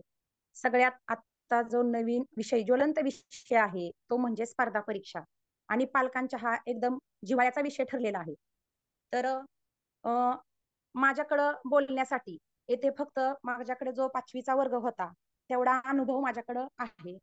तर मी सर्वप्रथम आम्हाला जे सलग 3ऱ्या वर्षी जे शिष्यवृत्ती व नवोदय परीक्षेमध्ये जे यश लाभलेलं आहे त्याचा थोडक्यात इतिहास मी सांगते. तर एकाच प्रांगणात भरणाऱ्या आणि अनेक खाजगी शाळांशी स्पर्धा करत जवळपास 820 पटाच्या असणाऱ्या या 1ली ते 7वीचे वर्ग भरणाऱ्या आमच्या या 2 शाळा आहेत. जिल्हा परिषद प्राथमिक मुलांची शाळा नंबर 1 व जिल्हा परिषद मुलींची शाळा मोडणी या दोन्ही शाळा शालेय स्पर्धा परीक्षांच्या यशामुळे या गेली 3 वर्ष झाले जिल्हाभरात प्रसिद्ध आहेत. मागील 3 वर्षापासून 5वी शिष्यवृत्ती व नवोदय प्रवेश परीक्षा त्याचबरोबर सैनिकी स्कूल परीक्षा यांसारख्या शालेय स्पर्धा परीक्षेमध्ये या दोन्ही शाळांनी उज्ज्वल असे यश मिळवलेच आहे. मोडणीसारख्या ज्या 15-20 हजार लोकसंख्या असलेल्या गावातील जिल्हा परिषद शाळेमधून शिष्यवृत्ती व नवोदय यासारख्या परीक्षांमध्ये विद्यार्थी का चमकत नाहीत असा एक सूर पालक व ग्रामस्थांकडून आम्हाला ऐकायला मिळायचा. आणि त्यावर उपाय म्हणून तत्कालीन जे केंद्र प्रमुख होते त्यांनी गुणवत्ता कक्षातील सदस्यांबरोबर चर्चा करून मिशन स्कॉलरशिप हा एक उपक्रम त्या काळात आमच्या केंद्रामध्ये सुरू केला आणि याचे फलित आम्हाला गेली जवळपास 3 वर्ष झाले पाहायला मिळत आहे. सन 2021-22 पूर्व उच्च प्राथमिक शिष्यवृत्ती परीक्षामध्ये 7 विद्यार्थी आमचे शिष्यवृत्ती धारक झाले व 2 विद्यार्थ्यांची निवड ही नवोदयसाठी झालेली होती. त्यानंतर सन 2022-23 मध्ये सुद्धा 9 विद्यार्थी हे शिष्यवृत्ती धारक व एका विद्यार्थ्याची निवड ही नवोदयसाठी झालेली होती. त्यानंतर गेलं वर्ष म्हणजे 2023-24 साली शिष्यवृत्ती व नवोदय या परीक्षेला या वर्षात घवघवीत यश मिळालं आणि शाळा नंबर 1 चे 9 व मुलींच्या शाळेतील 10 विद्यार्थी असे एकूण 19 विद्यार्थी हे शिष्यवृत्ती धारक झाले व 3 विद्यार्थ्याची यामध्ये 3ही विद्यार्थी हे 1 नंबर शाळेतील होते. 3ही विद्यार्थ्याची निवड नवोदय प्रवेश परीक्षा पोखरापूर येथे झाली. आम्ही शाळेत कोणत्या पद्धतीनं काम केलं याची चर्चा आम्ही वरिष्ठांशी करून काही चर्चेतून मी काढलेले मुद्दे आपण एक एक बारकाईने अभ्यासूया व थोडक्यात मी त्यांचं म्हणजे हा पॅटर्न आम्ही कसा राबवला याबाबत मी तुम्हाला थोडस मार्गदर्शन करते.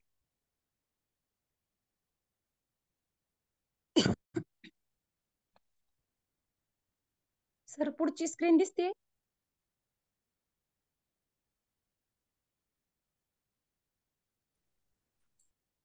हो, स्क्रीन दिसते मॅडम, तुम्ही कंटिन्यू करा. हा पुढची कंटिन्यू करते. पुढची नाही स्क्रीन दिसत, पुढे नेक्स्ट करा की. हा नेक्स्ट.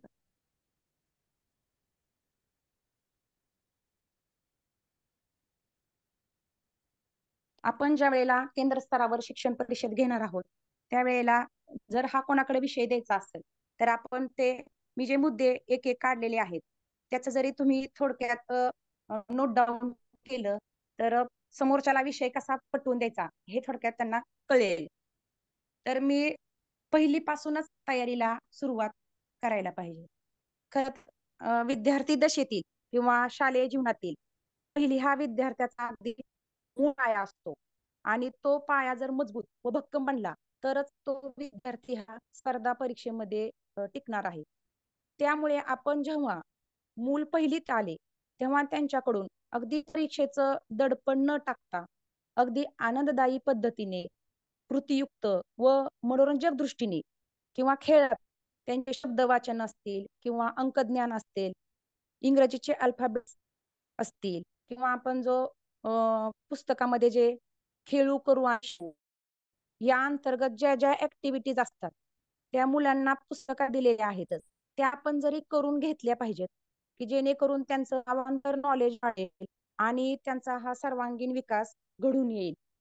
आपल्याकडं जो निपुण भारत अभियाना अंतर्गत जे शैक्षणिक साहित्य भाषा गणित आणि इंग्रजीच्या ज्या पेट्या आपल्याला मिळालेल्या आहेत त्याचा सुद्धा भरपूर वापर आपण अध्यापनात केला पाहिजे. की शैक्षणिक साहित्यामुळे होतं काय की विद्यार्थ्यांचे संबोध पक्के होतात आणि विद्यार्थी ते कधीच विसरत नाहीत. आपण पाहतो की शिष्यवृत्तीला लागणारे अगदी सोपे सोपे शब्द असतात. डावा उजवा असतो, मागे पुढे, कोण कुणाच्या पुढे आहे किंवा कोण सर्वात लहान सर्वात मोठा कोण आहे किंवा उंच बुटका असतो. हे अगदी आपण पहिलीच्या पुस्तकात बघतो पण त्याचा वापर आपण शिष्यवृत्तीच्या दृष्टीने जर आतापासून विचार करून जर बारकाईने त्या मुलांना शिकवला तर त्याचाही आपल्याला भरपूर फायदा होतो. त्याच्यानंतर एक अनेक असतील हे संबोध आपण चित्र त्याचबरोबर साहित्याचा वापर करून शिकवले पाहिजेत.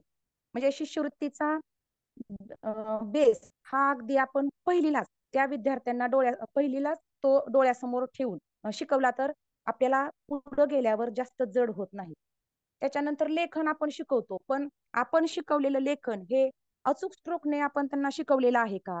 कारण आपण जेव्हा बघतो की अचूक अक्षर कोणतं मग त्याच्यामध्ये आपण त्याचा स्ट्रोक दिलेला असतो त्यांचा मग अचूक स्ट्रोक कसा लिहायचा बऱ्याच वेळेला आपण त्यांना जसं जमल तसं लिहिलं तरी आपण ऍक्सेप्ट करत असतो पण आपण त्यांना तिथंच की बाबा हे असं नाही ते तसं आहे याचाही आपण तिथं त्यांचा सराव पक्का करू शकतो. विद्यार्थ्यांना आपण प्रत्येक घटक शिकवताना आता सरांनी सांगितले की अध्ययन निष्पत्ती जर आपण पाहिल्या तर अध्ययन निष्पत्ती काय आहेत हे जरी डोळ्यासमोर ठेवून जरी आपण अध्यापन केले तरी सुद्धा आपल्याला नक्कीच आपण ध्येयाकडे नक्कीच आपल्या वाटचाल करू शकतो. पहिलीतच असं सगळं सर्व शिक्षकांनी पहिलीतच असं ठरवायला पाहिजे की माझ्या वर्गातल्या 100% मुलांना वाचन लेखन आलं पाहिजे. त्याचबरोबर 1 ते 100चे अंकज्ञान फक्त मुलगा लिहितोय 1 ते 100 अंक ओळीनं लिहितो पण त्याला जर विचारलं की अरे ह्याच्यातलं ही संख्या कोणती आहे तर त्याला ते सांगता येत नाही. म्हणजे फक्त मुलांना अंक म्हणजे एकक दशक असतील किंवा मोठी संख्या लहान संख्या किंवा चढता क्रम असेल हे त्याला नकळत म्हणजे कधी शिकून गेलो आपण हे सुद्धा त्याला विद्यार्थ्याला कळलं नाही पाहिजे. त्याचबरोबर इंग्रजीचे आपल्याला पुढं लगेच दुसरी तिसरीला तिथून संख्यामाला हे सुरूच होते. मग इंग्रजीचे जे अल्फाबेट्स असतात त्याची ओळख त्याचबरोबर छोटे छोटे 2 अक्षरी 3 अक्षरी शब्द आपण इंग्लिश मिडियमच्या शाळेत बघतो की विद्यार्थ्यांना हे फोनिक प्रमाणे शिकवलं जातं आणि ज्या वेळेला तो मुलगा घरी येतो तेव्हा तो अगदी इंग्रजीतले हे शब्द सांगतो असं शिकवलं तसं. आता आपल्याकडं बऱ्याच शाळा या सेमीच्या झालेल्या आहेत आणि आपण जरी इंग्लिश मिडियम सारखं आपल्या विद्यार्थ्यांना जरी ज्ञान दिलं तरी सुद्धा आपल्या जिल्हा परिषदेचा जो पट कमी होतोय तो वाढण्यास सुद्धा मदत होईल आणि विद्यार्थी जर आपल्या वर्गातला 100% प्रगत झाला तर विद्यार्थ्यातला न्यूनगंड पण कमी होतो आणि पालकांचा जो जिल्हा परिषदेकडे पॉझिटिव्ह कल वाढेल की बाबा आपला मुलगा हा जिल्हा परिषदेत शिकतोय म्हणजे चांगलं शिकतोय असं त्यांना त्यांच्यामध्ये एक आत्मविश्वास निर्माण होईल. त्यानंतर म्हणजे मी हे जे मुद्दे काढले ते स्पर्धा परीक्षा राबवण्यासाठी कसं पहिली ते 5 वर्षापर्यंत काय काय केलं तर त्याचं एक थोडक्यात मागे जाऊन त्याच्यातून मी थोडा अभ्यास करून हे मुद्दे काढलेले आहेत. त्यानंतर मुलगा आपल्याकडं पहिली पास होतो आणि दुसरीला येतो. मग दुसरी ते चौथी पर्यंतचे सर्व घटक म्हणजे पाठ्यपुस्तकातले जे सर्व घटक असतात हे शिष्यवृत्तीच्या धर्तीवर शिकवायचं शिक्षकाने एक ध्येय ठेवलं पाहिजे. की आता पहिली पास हो विद्यार्थी जेव्हा दुसरीमध्ये आला त्यानंतर दुसरी ते चौथी प्रत्येक घटकाचे अध्यापन केले की त्याच्याशीच म्हणते स्पर्धा परीक्षेचे घटक शिकवावेत. आता आपण एखादा मराठीचा पाठ शिकवला आणि पाठात त्याच धड्यातले समानार्थी शब्द आपल्याला दिलेले असतात तर स्पर्धा परीक्षेमध्ये त्यावर आधारित असा प्रश्न विचारला जातो. मुलगा फक्त सांगतो की बाबा आपण सांगितलं की समानार्थी शब्द सांगा झाडाला वृक्ष किंवा वृक्ष झाड पण आणखी कोणते कोणते शब्द असतात बाबा त्याला. मग असा जरा शिष्यवृत्ती डोळ्यासमोर ठेवून जर त्या वर्गातला आपण घटक हा तिथंच कव्हर करून घ्यायचा ठरवलं तर बऱ्यापैकी आपलं काम हे कमी होतं. आणि मग त्यांची आठवडा झाली की 10 किंवा 20 गुणांची आपण चाचणी घेतली तर आपल्याला पण कळतं की आपण जे अध्यापन करत आहे ते विद्यार्थ्यांना समजतंय का किंवा आपलं अध्यापन नीट होतंय का असं समजायला ही आपल्याला चाचणीची मदत होते. तसेच विद्यार्थ्याच्या क्षमता सुद्धा आपल्याला समजणं महत्वाचं असतं कारण सर्वच वर्गातले सर्वच विद्यार्थी हे शिष्यवृत्तीला आपण पात्र होतील अशी गॅरंटी देऊ शकत नाही. त्यामुळं काय होतं की दुसरी तिसरी चौथीतच आपल्या लक्षात येतं की बाबा हा विद्यार्थी टिकू शकतो म्हणजे आपल्याला तिथंच त्या विद्यार्थ्याची क्षमता कळते आणि त्या पद्धतीनं आपण त्या विद्यार्थ्याला मार्गदर्शन करू शकतो. आता क्रमिक पुस्तकातील घटकाची आणि तिथल्या असलेल्या आशयाची आपल्याला स्पर्धा परीक्षेशी सांगड घालता आली पाहिजे. म्हणजे काय होतं तर स्पर्धा परीक्षेचं पुस्तक वेगळं आहे किंवा ते शिकवण्यासाठी आपण वेगळं नियोजन करू किंवा त्याला वेगळा वेळ देऊ ही अशी गरज पडत नाही. आणि हे सर्व करत असताना शिक्षकाने स्वतःचं नियोजन हे लिखित स्वरूपात बनवलेलं पाहिजे. मग वर्षामध्ये मला काय काय करायचंय ह्या महिन्यामध्ये मी काय केलं पाहिजे होतं ह्या आठवड्यात मी काय घेणार आहे असा कृती आराखडा समोर शिक्षकाच्या प्रत्येक शिक्षकाच्या असा समोर असेल आणि त्याप्रमाणे जर आपण काम केलं तर आपण नक्कीच आपण ठरवलेले ध्येय हे साध्य करू शकतो. आणि विशेष म्हणजे त्यात नेमकेपणा येतो आणि आपण आपल्या लक्षात येतं की बाबा आपण बरोबर दिशेने चाललेलो आहे. त्याच्यानंतर पुढचा तिसरा महत्वाचा मुद्दा आहे की दुसरी पासून शासन मान्य स्पर्धा परीक्षेला विद्यार्थ्यांना बसवणे. आता सगळीकडे स्पर्धा परीक्षेचा फॅड आलेला आहे. आपण बघतो की प्रायव्हेट शाळा असतील किंवा प्रायव्हेटचे आपल्याकडं मंथन असतील ITS असतील बुद्धिवंत असतील आपल्या शाळेत येतात आपल्याला परीक्षेचं सांगतात. तर आपण काय करायला पाहिजे की आपण म्हणतो की ह्या प्रायव्हेट परीक्षेत मुलांना ताण येतो पण आता सध्याचं युगच हे स्पर्धा परीक्षेचं आहे. त्यामुळं मंथन असतील MTS असतील ऑलिम्पियाड आहेत प्रज्ञाशोध आहेत या ज्या स्पर्धा परीक्षा घेतल्या जातात त्यामध्ये विद्यार्थ्यांना जर बसवले तर आपली 50% म्हणजे चौथी मध्येच शिष्यवृत्तीची 50% तयारी त्यातून झालेली असते. आणि खरं सांगायचं झालं तर विद्यार्थ्यांना चौथीपर्यंतच स्पर्धा परीक्षा काय असते हे त्या परीक्षेला बसवल्यावर चांगलं समजतं आणि त्यांची भीती जाते. परीक्षा म्हणजे काय असतं आपल्या काळात आपण डायरेक्ट 5वीला आणि 7वीला चौथीला आणि 7वीला स्पर्धा परीक्षा होती तेव्हाच तिथं गेल्यावर कळलं की हे स्पर्धा परीक्षा असते. मग आपण काहीतरी करून आलेलो असतो पण ह्या विद्यार्थ्यांची भीती आता बऱ्यापैकी कमी झालेली आहे. आपण त्याच्यामुळे आपल्याला कोणत्या घटकात मागे पडलेलो आहे चौथीपर्यंतच कळतं की बाबा आपल्याला हा घटक जरा अवघड जात आहे त्या घटकाची जास्त तयारी करणं गरजेचं आहे. आपल्याला ज्या ज्या सुधारणा करता येतात तेवढ्या आपण चौथीमध्ये मुलांच्या करून घेऊ शकतो. त्यामुळे काय होतं तर विद्यार्थ्यांचा पण आत्मविश्वास वाढतो आणि आपल्याला या परीक्षेत बक्षीस मिळालं याचा आनंदही विद्यार्थ्यांना त्याचबरोबर त्या पालकांना पण होतो. आणि हे विद्यार्थी मग 5वी आणि 8वीची परीक्षा हे चांगल्या पद्धतीने फेस करू शकतात. कारण आपला जर अभ्यासक्रम पाहिला तर घटक तेच असतात फक्त तो काठीण्य पातळी प्रत्येक इयत्तेमध्ये त्याची थोडी थोडी वाढत गेलेली आहे. त्यामुळे बरोबर विद्यार्थ्यां आधीच्या पूर्वज्ञानाशी आपल्याला नवीन ज्ञानाची सांगड घालून त्यामध्ये भर घालता येते आणि चांगल्या पद्धतीनं तो घटक आपण विद्यार्थ्यांकडनं तयार करून घेऊ शकतो. आता पुढची बाब आहे शिक्षकाचे वर्षभरातील नियोजन. तर आता आपण बघतो की आपण वार्षिक नियोजन करतो आपल्या क्रमिक पुस्तकांचं आणि वर्गामध्ये चिटकवतो त्याप्रमाणे आपण अध्यापन करत असतो. पण आपण स्पर्धा परीक्षेचं सुद्धा असं वार्षिक नियोजन बनवलं पाहिजे. आता जेव्हा विद्यार्थी हा 5वीत आलेला असतो, 4थी पर्यंत आपण त्याला एवढं ताण न देता त्याच्याकडनं करून घेतलेलं असतं. पण आता मात्र एवढं शेवटचं वर्ष असतं. जेव्हा विद्यार्थी हा 5वी मध्ये येतो तेव्हा शिक्षकाकडे संपूर्ण वर्षभरामध्ये कोणत्या महिन्यात काय काय करायचे याचे नियोजन तयार असावे. आणि त्यामध्ये असं असलं पाहिजे की अभ्यासक्रम कधी संपवावा, कोणती प्रकाशने रेफर करायचे, प्रश्न सराव किती सोडवायचे, कधीपासून घ्यायचे, आपण घेणार आहोत याचे सगळ्या गोष्टीचं त्याचं नियोजन हे कॅलेंडरवर म्हणा किंवा वहीत म्हणा असं लिहिलेलं पाहिजे. आम्ही आमच्या शाळेचं नियोजन करताना पूर्ण वर्षभराचं म्हणजे 365 दिवसाचं नियोजन केलेलं होतं आणि त्या दृष्टीने त्याची कार्यवाही ही सुद्धा ठेवलेली होती. त्यामुळे आपली घाई होत नाही आणि शिक्षक आम्हाला पण घाबरत नाही आणि विद्यार्थी पण आपण घाबरून जात नाही.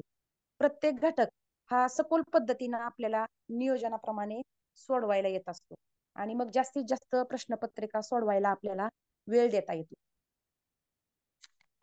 त्याच्यानंतर पुढचा पॉइंट आहे की वर्गाचे नियोजन.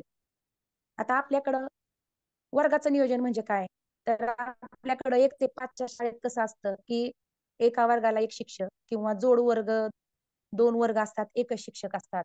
किंवा 5वीला जरी आपण शिष्यवृत्ती आहे म्हणून सेपरेट वर्ग त्यांना देऊ शकतो, मग इतर कामं त्यांनी करायची. अनेक आपण गोष्टीला शाळेमध्ये फेस करतोय. पण मग एकच शिक्षकाला सर्वच विषय शिकवावे लागत असतात. शिष्यवृत्तीला बसणारे विद्यार्थी एकाच वर्गात, न बसणारे विद्यार्थी दोन्ही प्रकारचे विद्यार्थी वर्गात असल्यामुळं आपल्याला अध्यापनाला पुरेसा वेळ मिळत नाही. कारण एका शिक्षकाला हे सगळं करताना त्याची खूप मोठी कसरत होत असते.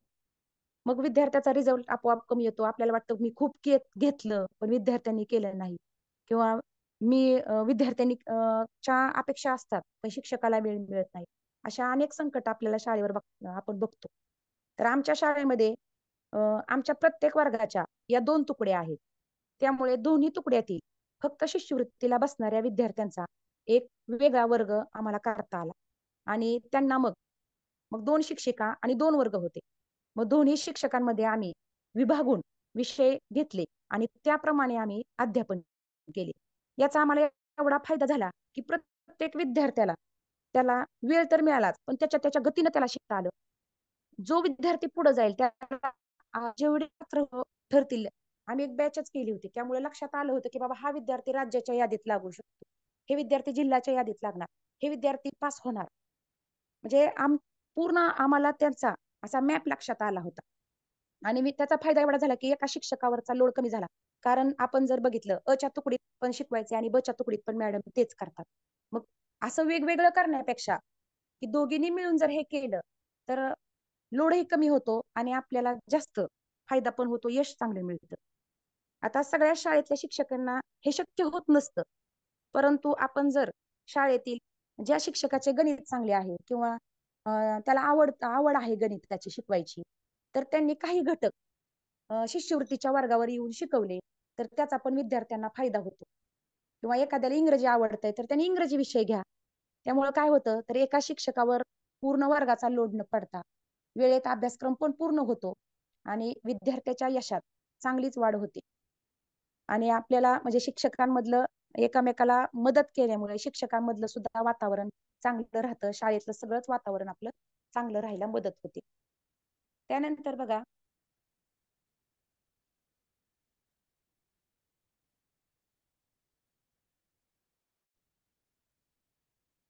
पुढचा मुद्दा आहे की वेळेचे नियोजन. वेळेच्या नियोजनामध्ये काय तर कोणत्याही गोष्टीमध्ये यश हे मिळवायचं असेल तर आपण वेळेचं नियोजन हे अगदी काटेकोरपणाने करणे महत्वाचे आहे. कारण तुमचं नियोजन जितकं काटेकोर असतं तितकंच यशही खात्रीशीर मिळत असतं. आता आपल्या शाळेचा वेळ हा 10:30 ते 5 आहे, परंतु आमची शिष्यवृत्तीच्या वर्गाची वेळ ही सकाळी 9:30 ते 5:30 वाजेपर्यंत असायची.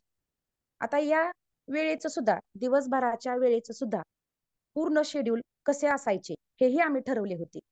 कारण एवढा नेमकेपणा असेल तर आपण कुठेही 100% आपण यशाची हमी देऊ शकतो. सकाळी 9:30 ते 11 पर्यंत मुलांना मराठीचा पाठांतर करायला लावायचं किंवा नवीन एखाद्या व्याकरणाचा जर घटक राहिला असेल किंवा नवीन शिकवायचा असेल तर तो सकाळी 11च्या आत शिकवून घ्यायचा. नसल तर विद्यार्थ्यांना असे गट करून द्यायचे की 10-10 समानार्थी शब्द पाठ करा.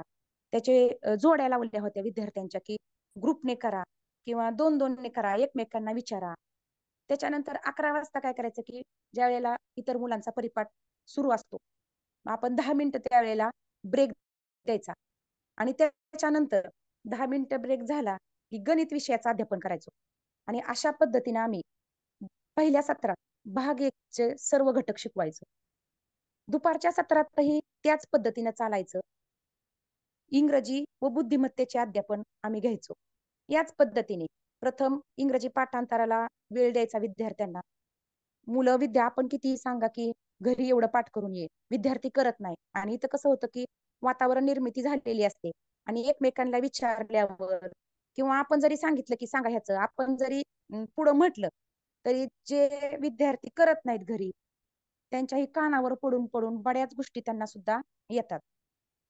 संपूर्ण वर्षभर अगदी 365 दिवस आम्ही याच पद्धतीनं एकही मिनिट वाया न घालवता काम करत राहिलो होतो.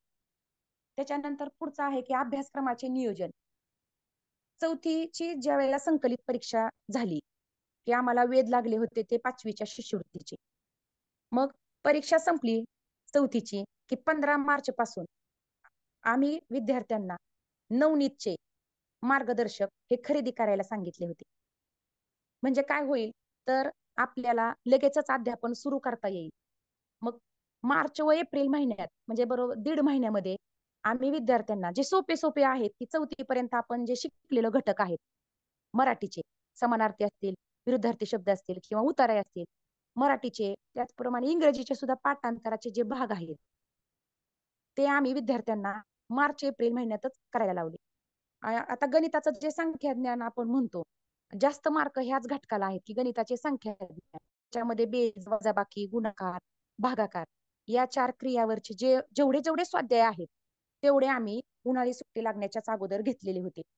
खरं तर मुलांपेक्षा जास्त ताण आमच्यावर होता की आपण एवढं सगळं पहिलीपासून घेतलेलं आहे आणि 5वीला आपण कुठंही कमी पडायला नको. म्हणून जेवढं आम्हाला जास्तीत जास्त करता येईल तेवढं आम्ही करायचो दिवसभरात.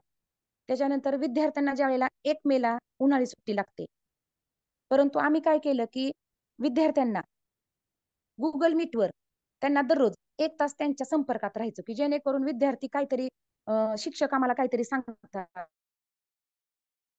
की अपेक्षा ठेवली नाही अभ्यास करतील. पण सुट्टीला जाताना पण आम्ही ठरवलं सांगितलं होतं की बाबा तुम्ही दररोज 5-5 शब्द पाठ करा, 10-10 करा. त्याच्यानंतर पुन्हा परत तेच रिव्हिजन करा असं आम्ही त्यांना ठरवून दिलेलं होतं. आणि गुगल मीटवर सुद्धा दररोज 1 तास आम्ही त्यांच्या संपर्कात राहायचो. 1 जून पासून मात्र पुन्हा त्यांना शाळेत बोलावून नव्या जोमाने अगदी गतीने अध्यापनाला मात्र सुरू केली पाहिजे आणि ती केली पण. सोमवार ते शुक्रवार घटकाचे सखोल पद्धतीने अध्यापन करायचो आणि त्या घटकाची घटक वाईज टेस्ट शनिवार आणि रविवारी मात्र टेस्ट घ्यायचो. आम्ही एकही सुट्टी मुलांना पण दिली नाही आणि आम्हीही घेतली नाही. त्यामुळे काय करायचं की आपण आठवडाभरात जेवढं अध्यापन केलेलं आहे किंवा ज्या घटकावर आपण काम केलेलं आहे ते विद्यार्थ्यांना समजलेले आहे का, म्हणजे त्याचं ज्ञानाचं दृढीकरण करतच असा टप्पा गाठत गाठत आम्ही पूर्ण अभ्यासक्रम हा कव्हर केला. आणि जिथं जिथं मार्गदर्शन पुन्हा करायची गरज आहे तिथं विद्यार्थ्यांना पुन्हा ते घटक शिकवले. त्याच्यानंतर 8वा जो घटक आहे की 30 ऑक्टोबर पर्यंत संपूर्ण अभ्यासक्रम पूर्ण करणे हे आमचं एक ध्येयच होतं की बाबा आपल्याला 30 ऑक्टोबर पर्यंत सगळं उरकायचे. तर 30 ऑक्टोबर पर्यंत संपूर्ण अभ्यासक्रम संपूर्ण पूर्ण केला जेणेकरून पुढचा वेळ आपल्याला प्रश्नपत्रिकांचा सराव घेण्यासाठी उपयुक्त ठरेल. बऱ्याच शाळांमध्ये सिलेबसच होत नाही, मग विद्यार्थी तरी काय करणार. आपण प्रत्येक महिनावार जर नियोजन केलं तर आपण हे सगळं साध्य करू शकतो की 30 ऑक्टोबर पर्यंत जर आपल्याला उरकायचंय तर त्या 5-6 महिने आपल्याला मिळतात. त्याच्यात आपण काय काय डिव्हायडेशनच करायचं की एवढे घटक ह्या महिन्यात, तेवढे घटक त्या महिन्यात. आणि हुशार असतात मुलं, आपल्याला तेवढा रिस्पॉन्स देतात. आता आपण जर सगळं ह्याच्याच नादी लागलो तर आपल्या क्रमिक पाठ्यपुस्तकाचं काय, तर क्रमिक पाठ्यपुस्तक सुद्धा शिकवणं आपल्याला बंधनकारकच आहे. क्रमिक पाठ्यपुस्तकांचे अध्यापन या विद्यार्थ्यांना जास्त जड होत नाही एकदा जरी आपण धड्यावरून नजर टाकली तरी त्या विद्यार्थ्यांना चांगल्या प्रकारे समजतं. आणि शिष्यवृत्तीच्या पेपरमध्ये सुद्धा व्याकरण असेल किंवा बुद्धिमत्तेतील जे शब्द संपत्तीवरचे प्रश्न असतात, त्यामध्ये आपल्याला परिसर अभ्यासाचे पुस्तक हे सखोल पद्धतीने अभ्यासावे लागते. कारण त्याच्यातलीच भरपूर प्रश्न हे परिसर अभ्यासामधले येतात. आणि मराठीचे जे असतात शुद्ध अशुद्ध असेल किंवा वाक्यप्रचार असतील किंवा धड्यांचे लेखक कवी असतील, हे तर आपल्याला माहितीच आहे की हे आपल्या क्रमिक पुस्तकातलं असतं. 1 ते 5 ची सर्व पुस्तके आम्ही क्रमिक पुस्तके हे आम्ही विद्यार्थ्यांकडनं करून घेतली होती, की जेणेकरून एकही विद्यार्थ्यांचा मार्क जाणार नाही आणि त्यांचा स्कोर वाढेल असं आम्ही त्यांच्याकडून तयारी करून घेतली. त्याच्यानंतर आपण पुस्तक आणतो की क्लृप्त्या व सूत्रे. आता मी इथं तो पॉइंट नोट डाऊन नाही केला की क्लृप्त्या व सूत्रे, तर खरंच ह्याचा फायदा होतो का सगळ्याच विद्यार्थ्यांना? तर नाही. विद्यार्थी पाठ करतात, हे सूत्र आहे, पण प्रत्यक्षात त्यांना वापरताच येत नाही. मग ते कसं वापरायचं? हुशार विद्यार्थ्यांकडनं आपण ते करू शकतो. सगळ्याच मुलांना हे वापरता येत नाही, पण जेवढे काय आपल्याला वाटते की बाबा ह्याला हे जमते, त्या पद्धतीनं आपण त्यांना मार्गदर्शन करू शकतो, की जेणेकरून बाबा त्यांचा स्कोर वाढेल आणि म्हणजे इतर बाकीच्यांना फायदा होईल. आता भाषेतले काही समानार्थी शब्दाचा उपयोग आपल्याला बुद्धिमत्तेच्या गटाशी जुळणारे पद यासाठी होतो. मग आता एवढे शब्द आहेत. मी यशोदीप प्रकाशनाचं पुस्तक बघितलं होतं. जवळपास 500 समानार्थी शब्द आहेत. आणि या वर्षीची जी बोर्डाची प्रश्नपत्रिका होती, अगदी पुस्तकातलं कुठलंच नव्हतं. नवनीतच्या पुस्तकातलं एकही मराठीचा असेल किंवा इंग्रजीचा प्रश्न आला नव्हता. समानार्थी असेल किंवा भाषेचं कुठलं. सगळ्यांना वाटायचं की खूप पेपर अवघड निघाला. पण आमचे विद्यार्थी म्हटले की नाही मॅडम, पेपर सोपा होता. कारण आपण जे दर्जेदार साहित्य वापरलं होतं त्यामुळं मुलांना पेपर जड गेला नाही. तर आता आपण ज्या वेळेला आपण भारांश निश्चितीकडे येतो, त्यावेळेला आपण म्हणतो की जाऊ दे, मला समानार्थी शब्द एवढे नको पाठ करायला. विद्यार्थी म्हणतो एवढं पाठ करायचं आणि एकच प्रश्न विचारणार किंवा नाही विचारला तर एवढं पाठ करायचं का? पण आपण तसं त्यांना सांगायचं नाही. कारण समानार्थी शब्दाचा वापर, ह्या घटकाचा वापर आपल्याला बुद्धिमत्तेतल्या गटाशी जुळणारे पद यासाठी होतो. त्याचबरोबर जे पिल्लूदर्शक शब्द असतात, समूहदर्शक शब्द असतात, घरदर्शक शब्द, या ज्या मराठीतील घटकाचा उपयोग आपल्याला बुद्धिमत्तेमध्ये वर्गीकरण या घटकात होतो.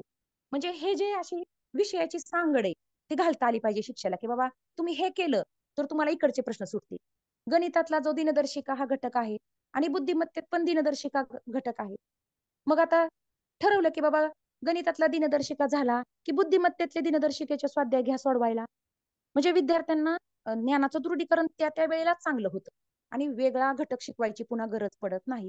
त्यांचा भरपूर सराव त्या व्यवसायामधून होऊ शकतो. आता सगळ्या विद्यार्थ्यांना अवघड जाणारा प्रश्न कोणता असतो, तर संख्यांचं आम्हाला आलंच नाही. आमच्याकडे एक राज्यात आलेला विद्यार्थी आहे, 276 गुण होते त्या विद्यार्थ्याला, पण त्यालाही संख्येचे प्रश्न सुटले नाहीत. आणि बाकीचे जे होते की जिल्ह्यात आलेले जे विद्यार्थी होते त्यातल्या 1-2 जणांनी ते प्रश्न सोडवलेले होते. मग मी विचारलं की बाबा तुला हे का जमलं नाही? कारण कसं होतं की काही काही संख्या ह्या एवढ्या अवघड जातात की त्या पिरियडमध्ये तो विद्यार्थी तिथपर्यंत पोहोचला. आपण कितीही 300 प्रश्न जरी सोडवून घेतले तरी संख्यांचे प्रश्न विद्यार्थ्यांना लवकर सुटत नाही. मग आपलं काय होतं की जे सम विषम असतात, मूळ संख्या असतील, जोडमूळ, सहमूळ, संयुक्त, त्रिकोणी, चौरस संख्या असतील, या आपल्याला बघितलं भारांश निश्चितीमध्ये तर त्याला 12% आहे. पूर्ण गणिताचा जर आपण बघितलं त्या इंडेक्स मध्ये आपण बघितलं तर त्याला 12% आहे भारांश त्याचा. मग विद्यार्थ्यांना हे जड जातं की समविषम. विद्यार्थी इथपर्यंत करतात की दर्शनी किंमत, स्थानिक किंमत असेल, विस्तारित मांडणी, संख्यांचे वाचन लेखन, हे विद्यार्थ्यांना सोपं जातं. पण अवघड काय जातं तर समविषम, मूळ, जोडमूळ, सहमूळ, संयुक्त, त्रिकोणी, चौरस संख्या. मग तो विद्यार्थी काय करतो की जाऊ द्या, म्हणतो मला हा प्रश्न आला परीक्षेमध्ये तर मी नाही सोडवणार असं म्हणतो, तो पूर्ण घटकाचाच अभ्यास ड्रॉप करतो. पण होतं कसं की इथं जरी हा प्रश्न संख्या ज्ञानाचा ह्या घटकाचा उपघटकाचा जरी प्रश्न विचारला नाही तरी बुद्धिमत्तेमध्ये जो संख्यांचा समसंबंध असतो किंवा कोडे असतील, कोडी पण असतात, गटाशी जुळणारे पद यावर संख्यावर विचारले जाणारे प्रश्न असतात, त्यामध्ये याचा वापर गणिताचा झालेला असतो आणि मग विद्यार्थी नेमका इथंच चुकतो. त्यामुळे अगदी चारही विषयाचा असा कम्पेरेटिव्ह अभ्यास जर आपण केला तर विद्यार्थ्यांना आणि त्यांना शिकवलं, तसा अभ्यास करायला जर शिकवलं तर विद्यार्थ्यांना पण ते अवघड जात नाही. आता जो भारांश निश्चिती, जो 10वा मुद्दा आहे की भारांश निश्चिती. आता आपण जेव्हा अनुक्रमणिका बघतो, दोन्ही पुस्तकातल्या अनुक्रमणिका बघतो आणि भारांश दिलेला असतो तिथं, आपण म्हणतो की अरे ह्या घटकाचे एवढे प्रश्न विचारतात, त्या घटकाचे तेवढे प्रश्न विचारलेले असतात. आपण विद्यार्थ्यांना सांगतो आणि ह्याच्यामुळं काय होतं तर जो घटक अवघड आहे, समजा आपल्याकडं 15 मुलं बसलेली आहेत, त्यातली माझी 5 आहेत ते जरा कमी आहेत अभ्यासाला, तर आपण त्यांना भारांशाकडे न्यायचं आणि बाबा तुला हे सोपं आहे, तू हे कर, हे तुझ्यासाठी सोपं आहे, ह्याच्यातले एवढे प्रश्न विचारणार आहेत. म्हणजे जास्तीत जास्त पात्र विद्यार्थी कसे काढता येतील किंवा पात्र होतील हे भारांशावरून आपण त्यांना सांगू शकतो, की म्हणजे आपणच ते ठरवायचं. विद्यार्थ्यांना लगेच चला भारांशाला असं म्हणून त्यांना उपयोग नाही, की हे उतार्यातले प्रश्न तू नको घालू, तू नामवरचं नको सोडू, तुला येतंय. किंवा गणितामध्ये तू बेरीज, वजाबाकी, गुणाकार, भागाकार ह्याचे उत्तर चुकवायचे नाही. किंवा बुद्धिमत्तेमध्ये आरशातील पाण्यातील प्रतिमा तू चुकवू नको. म्हणजे असं ज्या ज्या घटकाचे मार्क आपले हातचे आहेत की आपण ते करू शकतो, ते न चुकण्याची खबरदारी ही आपण घेतली पाहिजे आणि मग जास्तीत जास्त विद्यार्थी हे पास होऊ शकतात. आता पुढचं आहे की 11वा, 1 नोव्हेंबर पासून संपूर्ण अभ्यासक्रमावर सराव प्रश्नपत्रिका सोडवणे. आता आपण आठवड्याला काय करत होतो, जेवढे घटक झालेल्या घटकावर शनिवार रविवारी टेस्ट घेत होतो. पण आता काय करायचं की संपूर्ण 300 गुणावर प्रश्नपत्रिका सोडवायला 1 नोव्हेंबर पासून सुरुवात करायची आणि अगदी आपल्या बोर्डाचा पेपर जसा असतो तसंच वातावरण निर्मिती वर्गामध्ये करायची. आम्ही काय करतो, आपल्याकडे 1 नोव्हेंबर पासून ते 31 जानेवारी पर्यंतचे प्रत्येक दिवसाचे नियोजन हे आमच्याकडे होतं. त्या अगोदर आम्ही कोणकोणत्या प्रकाशनाच्या प्रश्नपत्रिका आपण मागवल्या आहेत, त्यात किती प्रश्नपत्रिका एकूण आहेत आणि सर्व प्रकाशनाच्या मिळून आमच्या हातात किती प्रश्नपत्रिका आहेत याचं सुद्धा नियोजन आम्ही केलं होतं. आणि सर्व शिक्षकांनी हे असं केलं तर आपण अपेक्षेपेक्षा जास्त यश मिळवू शकतो. प्रश्नपत्रिका विद्यार्थ्यांकडून वेळ लावून सोडवून घेतल्या पाहिजेत किंवा दिलाय आणि आपण गेलोय बाहेर किंवा गप्पा मारतोय किंवा असं न करता अगदी अभिरूप परीक्षा कशी असते त्या पद्धतीने दररोजचा पेपर हा बोर्डाचाच आहे असं आम्ही विद्यार्थ्यांना सांगायचो आणि तो गोल व्यवस्थित रंगवतोय का याकडे सुद्धा आपण बारकाईनं लक्ष द्यायला पाहिजे. कारण बऱ्याच विद्यार्थ्यांचे गोल चुकतात आणि मग त्यांचे बरोबर असून पण मार्क जातात. त्याचबरोबर प्रश्नपत्रिका लगेचच तपासून त्याचे गुण लगेच त्याला सांगावेत, म्हणजे आपल्याला लक्षात येतं की विद्यार्थी कुठल्या घटकात चुकलेला आहे आणि त्याला वैयक्तिक मार्गदर्शन पण आपल्याला करता येतं. चुकलेल्या प्रश्नांची स्पष्टीकरणे आपण फळ्यावर विद्यार्थ्यांना समजावून द्यायला पाहिजे की जेणेकरून एकच चूक त्याची जास्त वेळा पुन्हा होणार नाही. आणि प्रश्नपत्रिका सराव घेताना अगदी आपण कडक पद्धतीने घेतला, एका बेंचवर एकच विद्यार्थी, म्हणजे काय होतं तर त्याला सवय लागते तशा पद्धतीत सोडवायची. आता बऱ्याच वेळेला विद्यार्थ्यांचं खालीवर होतं की प्रश्नाचा क्रमांक आणि उत्तर पत्रिकेतल्या रंगवलेल्या त्या क्रमांक हे चुकतात आणि मग अख्खं पोरग किती पण हुशार असलं तरी तिथं घोळ करतं आणि मग संपूर्ण पेपर त्याचा बाद होतो. म्हणजे शिक्षकाने ह्या बारीक सारीक गोष्टी सुद्धा विद्यार्थ्यांकडनं करून घेतल्या पाहिजेत. आणि आता ज्या वेळेला आपण 1 नोव्हेंबर पासून प्रश्नपत्रिका सोडवतो त्यावेळेला विद्यार्थ्यांनी घरी काय करायचं तर रिपीट त्या नवनीत असतील किंवा तुम्ही जे मार्गदर्शिका वापरणार आहे त्याच्यातले स्वाध्याय त्यांना रोज 2-2, 3-3 सोडवायला द्यायचे. पण असं करायचं नाही की गणितातला सगळा सोडवतोय किंवा बुद्धिमत्ता आवडतंय म्हणून तेच सोडवतोय. तर आम्ही ठरवलं होतं की गणिताचे 2, बुद्धिमत्तेचे 2 आणि मराठी पाठांतर, इंग्रजी पाठांतर आम्ही परत वर्गात घ्यायला सुरुवात केली. म्हणजे सकाळचा पेपर देण्या अगोदर परत एकदा मराठीची 15 दिवसातून एकदा सर्व मराठी आणि सर्व इंग्रजी घटकाची रिव्हिजन तोंडी वर्गात व्हायची आणि मग प्रश्नपत्रिका चालू झाल्यावर गणित आणि बुद्धिमत्तेचे व्यवसाय त्यांना घरी सोडवायला द्यायचं. आता सगळ्यात महत्वाचा आणि चांगला मुद्दा म्हणजे प्रकाशनं कोणती वापरायची. बऱ्याच शिक्षकांना आपण कुठल्या दिशेने जायचं किंवा प्रकाशने कुठली रेफर करायची हे माहित नसतं. आपण बघत नाही की बाबा नवनीतचे सगळे वापरतात म्हणून वापरतो आपण, पण त्याचबरोबर वेगळी कुठली प्रकाशनं आहेत, दर्जेदार साहित्य आपल्याला कसं उपलब्ध होईल याकडे सुद्धा वर्ग शिक्षकाने लक्ष दिलं पाहिजे. स्वतः ती पुस्तकं आणली पाहिजे, मागच्या 16 सालापासून किंवा त्याच्या अगोदरच्या प्रश्नपत्रिका मिळवल्या पाहिजे त्याच्यामध्ये कुठल्या प्रकाशनावर जास्त म्हणजे कुठल्या प्रकाशनातलं जास्त अभ्यासक्रम आपल्याला किंवा घटक चांगल्या पद्धतीने दिलेला आहे. तर आम्ही विद्यार्थ्यांना नवनीतचे पहिले घेतले, पण त्यांनी ते जे हुशार होती पोरं त्यांनी नवनीतवर लगेच झालं त्यांचं, ते कुठल्याही विचारात ते लगेच सांगायचे. मग यशोदीप प्रकाशनाची पुस्तकं आम्ही जवळपास 6 पुस्तकं यशोदीप प्रकाशनाची होती. त्यामध्ये 2 मार्गदर्शिका होत्या आणि 4 पुस्तकं हे प्रश्नपत्रिका संपूर्ण अभ्यासक्रमावर आधारित 300 गुणाची प्रश्नपत्रिका अशी जवळपास 5 आणि नवोदयचं 1 अशी 6 पुस्तकं ही यशोदीप प्रकाशनाची आम्ही मागवलेली होती. त्याचबरोबर मंथन असतील, त्या मंथनचे ज्ञानवंत संच होते, स्क्वालर, मयूर, अक्षरगंगा होतं, हसत खेळत इत्यादी सगळ्या प्रकाशनं हाताळली. स्वतः वर्ग आम्ही हाताळली. ह्याच्यातलं कुठलं आपल्या विद्यार्थ्याला येत नाही तेवढंच आम्ही त्याला सांगायचो.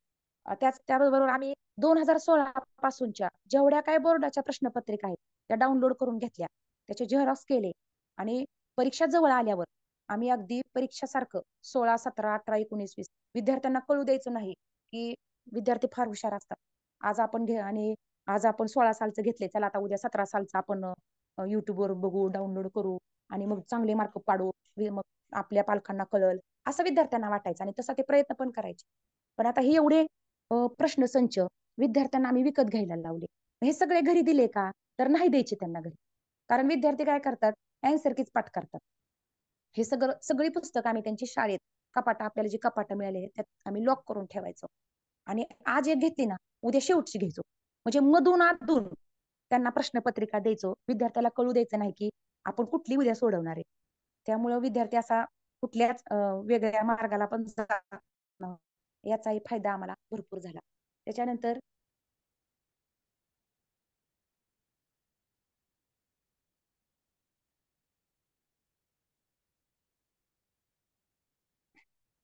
बघा पालकांचा सहभाग. आता आपण बघतो की आता पालक हुशार झालेले आहेत. पालकांचा सहभाग जर आपण घेतला तर आपला बराच पाठांतराचा लोड कमी होतो. विद्यार्थ्यांना आपण घरीच जेवढं पाठांतर दिलेलं आहे ते त्यांना करायला लावायचं आणि विद्यार्थ्यांचा एक व्हॉट्सअप ग्रुप तयार केला होता आणि आपण सगळेजण तो करतोच आहे. त्यामध्ये मग दररोजचा घरचा अभ्यास, पाठांतराचे घटक द्यायचे आणि ज्या वेळेला आम्ही प्रश्नपत्रिका सोडवायला सुरुवात केली त्यावेळेला दररोज एक 23 विद्यार्थ्यांचे मार्क म्हणजे कुठल्या मुलाला किती मार्क पडले मग त्यांच्या नंबरिंग प्रमाणे आम्ही ग्रुपवरती दररोज टाकायचो. त्याच्यामुळे काय होतं, विद्यार्थ्यांमध्ये एक स्पर्धा सुरू झाली होती की आज मी पहिल्याला होतो का, उद्या मी दुसऱ्याला आलो, परत मी पहिला, म्हणजे असं विद्यार्थ्यांमध्ये एक निकोप स्पर्धा होऊन गेली आणि पालकांना पण कळालं की आपला मुलगा किती अभ्यास करतोय किंवा आपल्याला काय घरी घ्यायला येतंय का, असाही पालकांचा आम्ही सहभाग घेतला आणि शाळेत काय काय चाललंय हे सुद्धा आपल्याला पालकांना व्हॉट्सअपच्या ग्रुपमधून कळायचं. त्याच्यानंतर आता एवढं आपण सगळं करतोय, पण विद्यार्थ्यांचं आरोग्य चांगलं राहण्यासाठी विद्यार्थी संतुलित आहार घेत आहेत का हे सुद्धा पाहणं फार गरजेचं असतं. पालकांच्या संपर्कात राहून आम्ही ते संतुलित आहार घेतोय का, शाळेत डबा संपवतोय का याकडे सुद्धा लक्ष द्यायचो. त्यामुळे विद्यार्थी हा निरोगी राहिला व तो आजारीच पडला नाही. वर्षभरामध्ये आजारी न पडण्याची खबरदारी आम्ही घेतली. त्याच्यानंतर त्याला दररोज 10 ते 15 मिनिटं आम्ही प्राणायाम करायला लावायचो.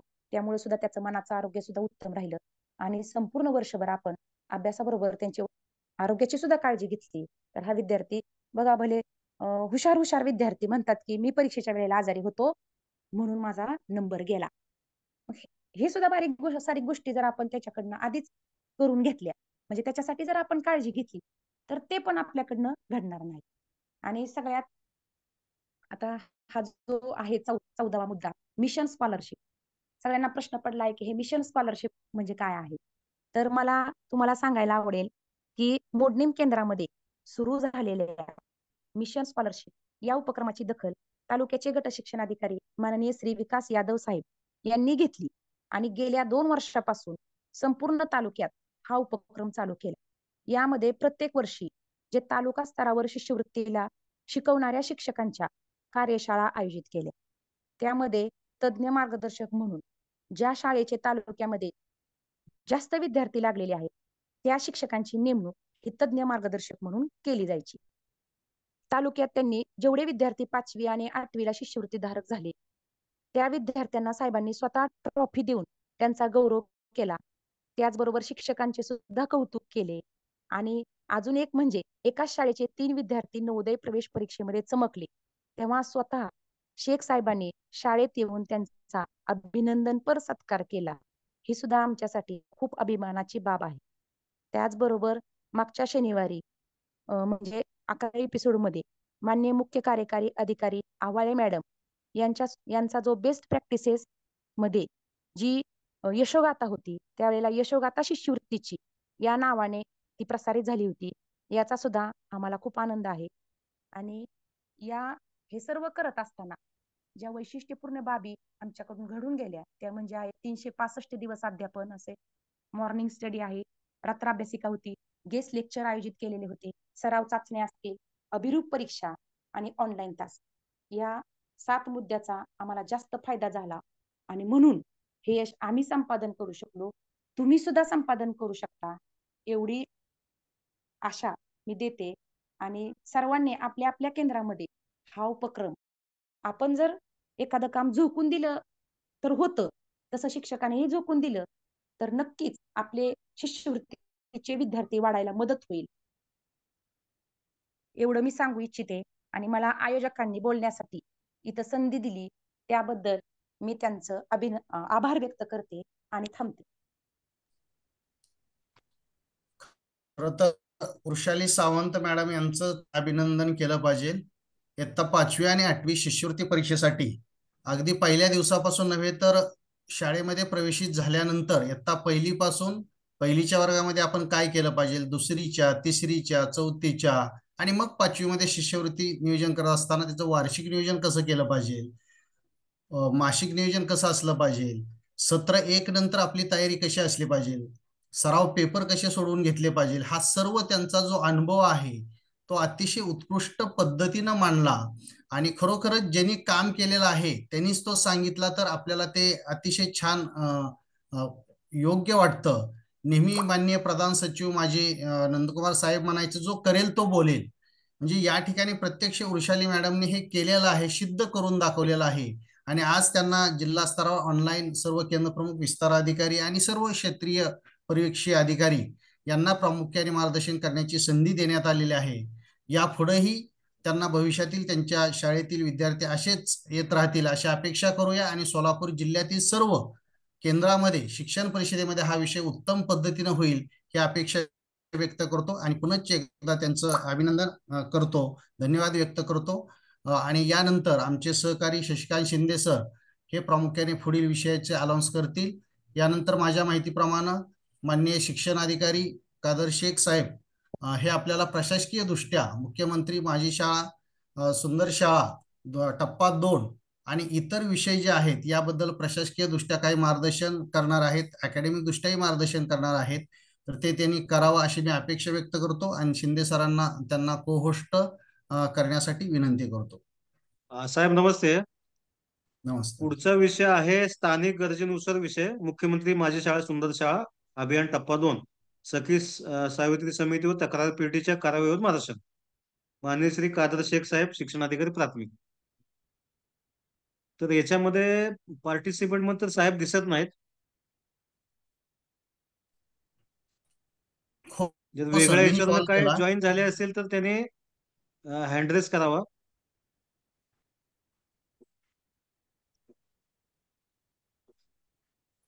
आदित्य याच्या सागर मग कोणी तर हँडरेस केलाय सर, पहा बरं.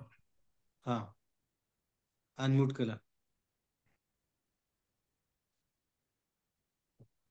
आदित्य सागर बोला, अनम्यूट केलाय.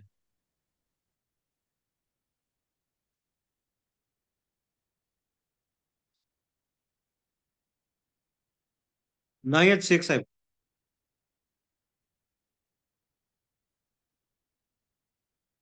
आणि मग शेवटी शिक्षणाधिकारी माध्यमिक सचिन जगताप साहेब आणि सन्माननीय प्राचार्य माननीय श्री जितेंद्र साळुंके साहेब.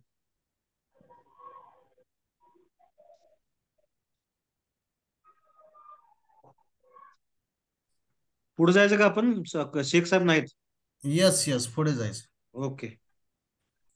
तर मी माननीय डायट प्राचार्य जितेंद्र साळुंके साहेब यांना विनंती करतो की त्यांनी मार्गदर्शन करावं.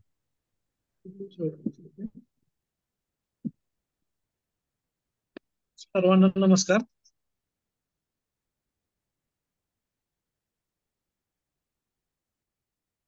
आज शिक्षण परिषद पूर्व तयारीच्या अनुषंगानं दीक्षा पोर्टल दीक्षा ऍप संदर्भातील माहिती जी आहे त्याबाबतचं मार्गदर्शन, अध्ययन निष्पत्तीवर प्रश्न निर्मिती विषयीचं मार्गदर्शन आणि शिष्यवृत्ती संदर्भातील मार्गदर्शन अत्यंत उत्तम प्रकारे झालेलं आहे. सर्वच केंद्र प्रमुखांना जिल्ह्यातील आपल्या केंद्रामध्ये सदर बाबी पोहोचवण्यासाठी कोणतीही अडचण येणार नाही अशा प्रकारे अगदी सखोल मार्गदर्शन करण्यात आलेलं आहे. याची युट्यूब लिंकही आपल्याला देण्यात येणार आहे. परंतु एक बाब प्रकर्षाने जाणवलेली आहे, ती पाठीमागच्या दोन्ही शिक्षण परिषदेमध्ये एवढं सुंदर मटेरियल देऊन सुद्धा बऱ्याच केंद्रातील शिक्षण परिषदेला ज्यावेळेस उपस्थित राहतो त्यावेळेस यापैकी बराचसा भाग त्या ठिकाणी घेतला जात नाही. तरी मी आपल्या सर्वांना याद्वारे सूचित करतोय की आपण आजच आपल्या केंद्रातील कोणते शिक्षक कोणते विषय घेतील याचं नियोजन करावं. उद्या त्या शिक्षकांना त्या विषयाबद्दलची माहिती द्यावी आणि त्यांना सांगावं की उद्या तू बाबा या विषयाचं मार्गदर्शन करणार आहे. जिल्हा स्तरावरून आज संध्याकाळपर्यंत शिंदे सर या ग्रुपवर सर्व जे मार्गदर्शन करायचं आहे त्याच्या सर्व पीपीटी आवश्यक असणारे अतिरिक्त मटेरियल उपलब्ध करून देत असतात. त्यांचा मेसेज पाहावा, तो मेसेज त्या शिक्षकांपर्यंत पोहोचवा. या युट्यूब आपण जे आता सध्या झूम मीटिंग घेतलेली आहे याची पूर्ण युट्यूब लिंक देतो आपण, त्याच्यावर पूर्ण ऑडिओ असतो, तो त्यांना ऐकायला सांगा आणि त्याच्याप्रमाणे तयारी करून मग गुरुवारची शिक्षण परिषद घ्यायला सांगण्यात यावी. बऱ्याच वेळा असं होतं की फक्त खाली शिक्षकांना हा विषय घे, तो विषय घे, त्यांना कुठल्याही प्रकारे आता जे मटेरियल आपण का देतोय तर अगदी प्रॉपर गोष्टी शिक्षकापर्यंत पोहोचाव्या म्हणून आपण त्याच्याशी संदर्भातले सर्व GR त्याच्याशी संदर्भातले सर्व मटेरियल पोहोचवण्याचा प्रयत्न करतोय. हे मटेरियल हे बाबी आपल्या केंद्रातील जे शिक्षक हा घटक शिकवतात त्यांच्यापर्यंत पोहोचत नाहीत असं पाठीमागील दोन्ही शिक्षण परिषदेमध्ये आढळून आलेलं आहे. तरी यावेळेस सर्वांनी काळजी घ्यावी, आपल्या केंद्राचं नियोजन आजच करावं. मी गट शिक्षण अधिकाऱ्यांना सुद्धा याद्वारे असं विनंती करतो की आपण प्रत्येक केंद्राने आपले तज्ञ तयार केलेत का ते पाहावं, त्याचं नियोजन झालेलं आहे का ते पाहावं. त्याचप्रमाणे प्रत्येक शिक्षण परिषदेला तालुकास्तरीय परिवीक्षण यंत्रणेमधील कोणीतरी हजर राहील यासाठीचं नियोजन आपल्या स्तरावरून आज किंवा फार फार तर उद्या करावं, त्यांना कळवण्यात यावं आणि शिक्षण परिषदेमध्ये अगदी सर्व मुद्द्याला स्पर्श होतोय का नाही हे पाहणं खूपच गरजेचं आहे. गेल्या वेळेस आपण शैक्षणिक स्वास्थ्य पत्रिका हा विषय घेतला होता. जिल्ह्याची शैक्षणिक स्वास्थ्य पत्रिकेबद्दल खूप सुंदर पीपीटी या ठिकाणी शिंदे सरांनी सादर केली होती. अगदी आपला जिल्हा कोठे कशा पद्धतीनं कितव्या क्रमांकावर आहे आणि आपण कशात वाढ करणे गरजेचं आहे, PGI संदर्भातली माहिती अगदी इत्थंभूत माहिती दिली होती, त्याची पीपीटी दिली होती. युट्यूब लिंकद्वारे त्यांचं व्याख्यान जे झालं होतं त्याचं सर्व रेकॉर्डिंग पाठवलं होतं. परंतु खेदानं असं म्हणावं लागतंय की मी किंवा आमच्या अधिकारी ज्या ज्या ठिकाणी शिक्षण परिषदेला हजर होते त्या शिक्षण परिषदेमध्ये हा शैक्षणिक स्वास्थ्य पत्रिका हा विषयच घेतला नाही. तसं पाहिलं तर शैक्षणिक स्वास्थ्य पत्रिका हा खूप महत्वाचा विषय होता. आपल्या जिल्ह्याच्या दृष्टीने माननीय आयुक्त साहेब वारंवार तुम्ही जिल्ह्यामध्ये शैक्षणिक स्वास्थ्य पत्रिकेचा अभ्यास केलाय का, तुम्ही काय करताय, आता ज्या पॅट चाचण्या झालेल्या आहेत त्याचं शिक्षकांनी विश्लेषण केलंय का, विश्लेषण करून आपला नेमका विद्यार्थी कुठल्या घटकामध्ये विद्यार्थी चुकतायत, एखादा असा प्रश्न आहे का ज्या प्रश्नात आपल्या वर्गातील सर्व विद्यार्थी चुकतायत. जर अशी परिस्थिती असेल तर त्याला जबाबदार शिक्षक आहे की बाबा एखाद्या प्रश्नात कॉमन चुका होत आहेत तर त्या चुका का होत आहेत याचा शोध घ्यावा हे या स्वास्थ्य पत्रिकेतून अपेक्षित होतं. अगदी मी थोडक्यात त्याचं सांगितलं, परंतु हे झालेलं नाही. तर हीच बाब, हीच अवस्था दीक्षा ऍप संदर्भात असेल किंवा आजचा जो अध्ययन निष्पत्तीचा घटक होता त्या संदर्भात असेल किंवा आता शिष्यवृत्ती संदर्भात एवढी छान मार्गदर्शन झालेलं आहे. तर ते पोहोचावं ही अपेक्षा मोठ्या प्रमाणात आपल्याकडून आहे आणि जे आपल्याला मिळतंय ते खाली डिस्ट्रीब्यूट झालं पाहिजे आणि ते जर प्रॉपर डिस्ट्रीब्यूट व्हावं यासाठी आपल्याला या बाबींशी निगडीत सर्व पीपीटी, या बाबींशी निगडीत इतर आवश्यक डॉक्युमेंट्स आणि वरून हे रेकॉर्डिंग पाठवण्यात येत आहे.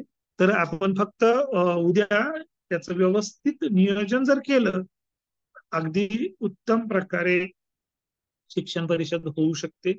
ज्या ठिकाणी ज्या केंद्र प्रमुखाकडे 2 किंवा 3 केंद्राचा चार्ज आहे त्यांच्यासाठी आपण 1-2 दिवस पुढे मागे शिक्षण परिषद केली तरी हरकत नाही असं सांगितलेलं आहे. परंतु अशा वेळेस आपण आपल्या गट शिक्षण अधिकाऱ्यांना याची कल्पना द्यावी आणि तालुका स्तरावरील एखादा विषय साधन व्यक्ती सदर शिक्षण परिषदेला निरीक्षक म्हणून उपस्थित राहील की हे पाहावं, म्हणजे त्या शिक्षण परिषदेला काहीतरी वेटेज प्राप्त होतं. या बाबीवर सर्वांनी लक्ष केंद्रित करावं. शिक्षण परिषदेमध्ये स्वागत सत्कार कसे टाळता येतील इकडेही सर्वांनी थोडस लक्ष देणं गरजेचं आहे. आपले सर्व आपलेच बांधव आहेत आणि त्यांचं बऱ्याच वेळा स्वागत केलं जातं. हार तुऱ्यांचा यासाठी वापर होतो. तो शिक्षण परिषदेच्या कालावधीत होऊ नये ही आपल्या सर्वांकडून अपेक्षा आहे. त्याचप्रमाणे प्रशासकीय विषयामधील जो मुख्यमंत्री माझी शाळा सुंदर शाळा हा विषय होता, टप्पा 2 यावेळेस आपण घेत आहोत. तर केंद्रस्तरीय मूल्यमापन सुरू करण्यासाठी टॅब सुरू झालेले आहेत. आपल्या शाळा फायनलाइज आपल्या केंद्रातल्या लवकरात लवकर कशा करता येतील हे पाहावे आणि त्या शाळांची तपासणी करून त्यांचं गुणांकन आपल्या टॅबवरून भरावं. अन्यथा परत शेवटच्या दिवशी होते की माझ्या केंद्रात 10 शाळा आहेत आणि मला 10 शाळा कशा मी करू, अशा प्रकारे नंतर स्वतःची अडचण करून घेण्यापेक्षा आपण आत्ताच हळूहळू तिकडे जर टॅब ओपन झालेला आहे त्या अनुषंगाने फायनलाइज झालेल्या शाळांना भेटी द्यायला सुरुवात केली आणि त्यांची माहिती भरायला सुरुवात केली तर ते काम सुद्धा पॅरलली सुरू राहील आणि त्यामुळे आपलं विहित वेळेत सर्व गोष्टी होतील असं मला वाटतंय.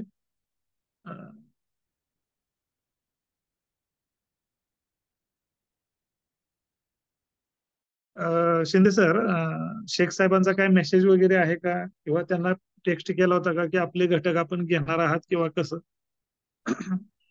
नाही सर, जॉईन नाही. साळुंके साहेब, मी स्वतः कॉल केला होता शेख साहेबांना. त्यांचा टेक्स्ट मेसेज आला की मला टेक्स्ट मेसेज करा आणि तसा मेसेजही केलेला आहे त्यांना. ओके. हा, त्यांना 2 मेसेज केलेले आहेत की आपण जॉईन असाल तर मार्गदर्शन करावे आणि शिक्षण परिषद ऑनलाईन बैठकीस मार्गदर्शन करायचे आहे आपण दिलेल्या विषयाप्रमाणे. तर त्यांचा तसा काही रिप्लाय नाही. कदाचित एखाद्या महत्वाच्या बैठकीमध्ये असतील वरिष्ठांच्या. जावीर साहेब किंवा भावसार मॅडम किंवा आणखीन कोण मुख्यालयातील कोण शिक्षण विस्तार अधिकारी वगैरे जॉईन असतील तर त्यांनी हे जे 2 विषय आहेत शेख साहेबाकडे त्याबद्दलचं जर थोडक्यात मार्गदर्शन केलं तर बरं होईल. असं कोण जॉईन झालेलं आहे का? त्यांनी हँड रेज करा, म्हणजे मग या ठिकाणी त्यांना अनम्यूट केलं जाईल आणि त्यांनी त्या विषयाबद्दलची माहिती या ठिकाणी द्यावी. अन्यथा सदर बैठकीचा समारोप करावा.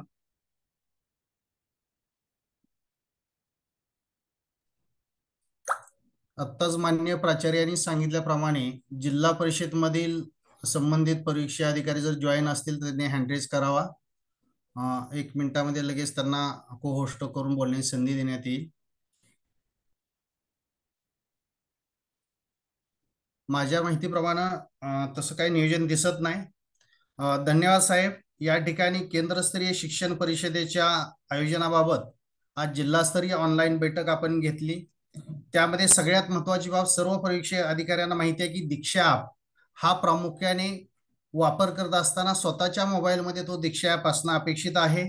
यापुढे जे परीक्षा अधिकारी शाळा भेटी करतील आणि शाळा भेटी करत असताना संबंधित शिक्षकाच्या मोबाईलमध्ये ॲप आहे का हे पाहणे आणि स्वतः परीक्षा अधिकाऱ्यांनी स्वतःच्या मोबाईलमध्ये हा ॲप डाउनलोड करून घेणं, त्याचा योग्य वापर करणं.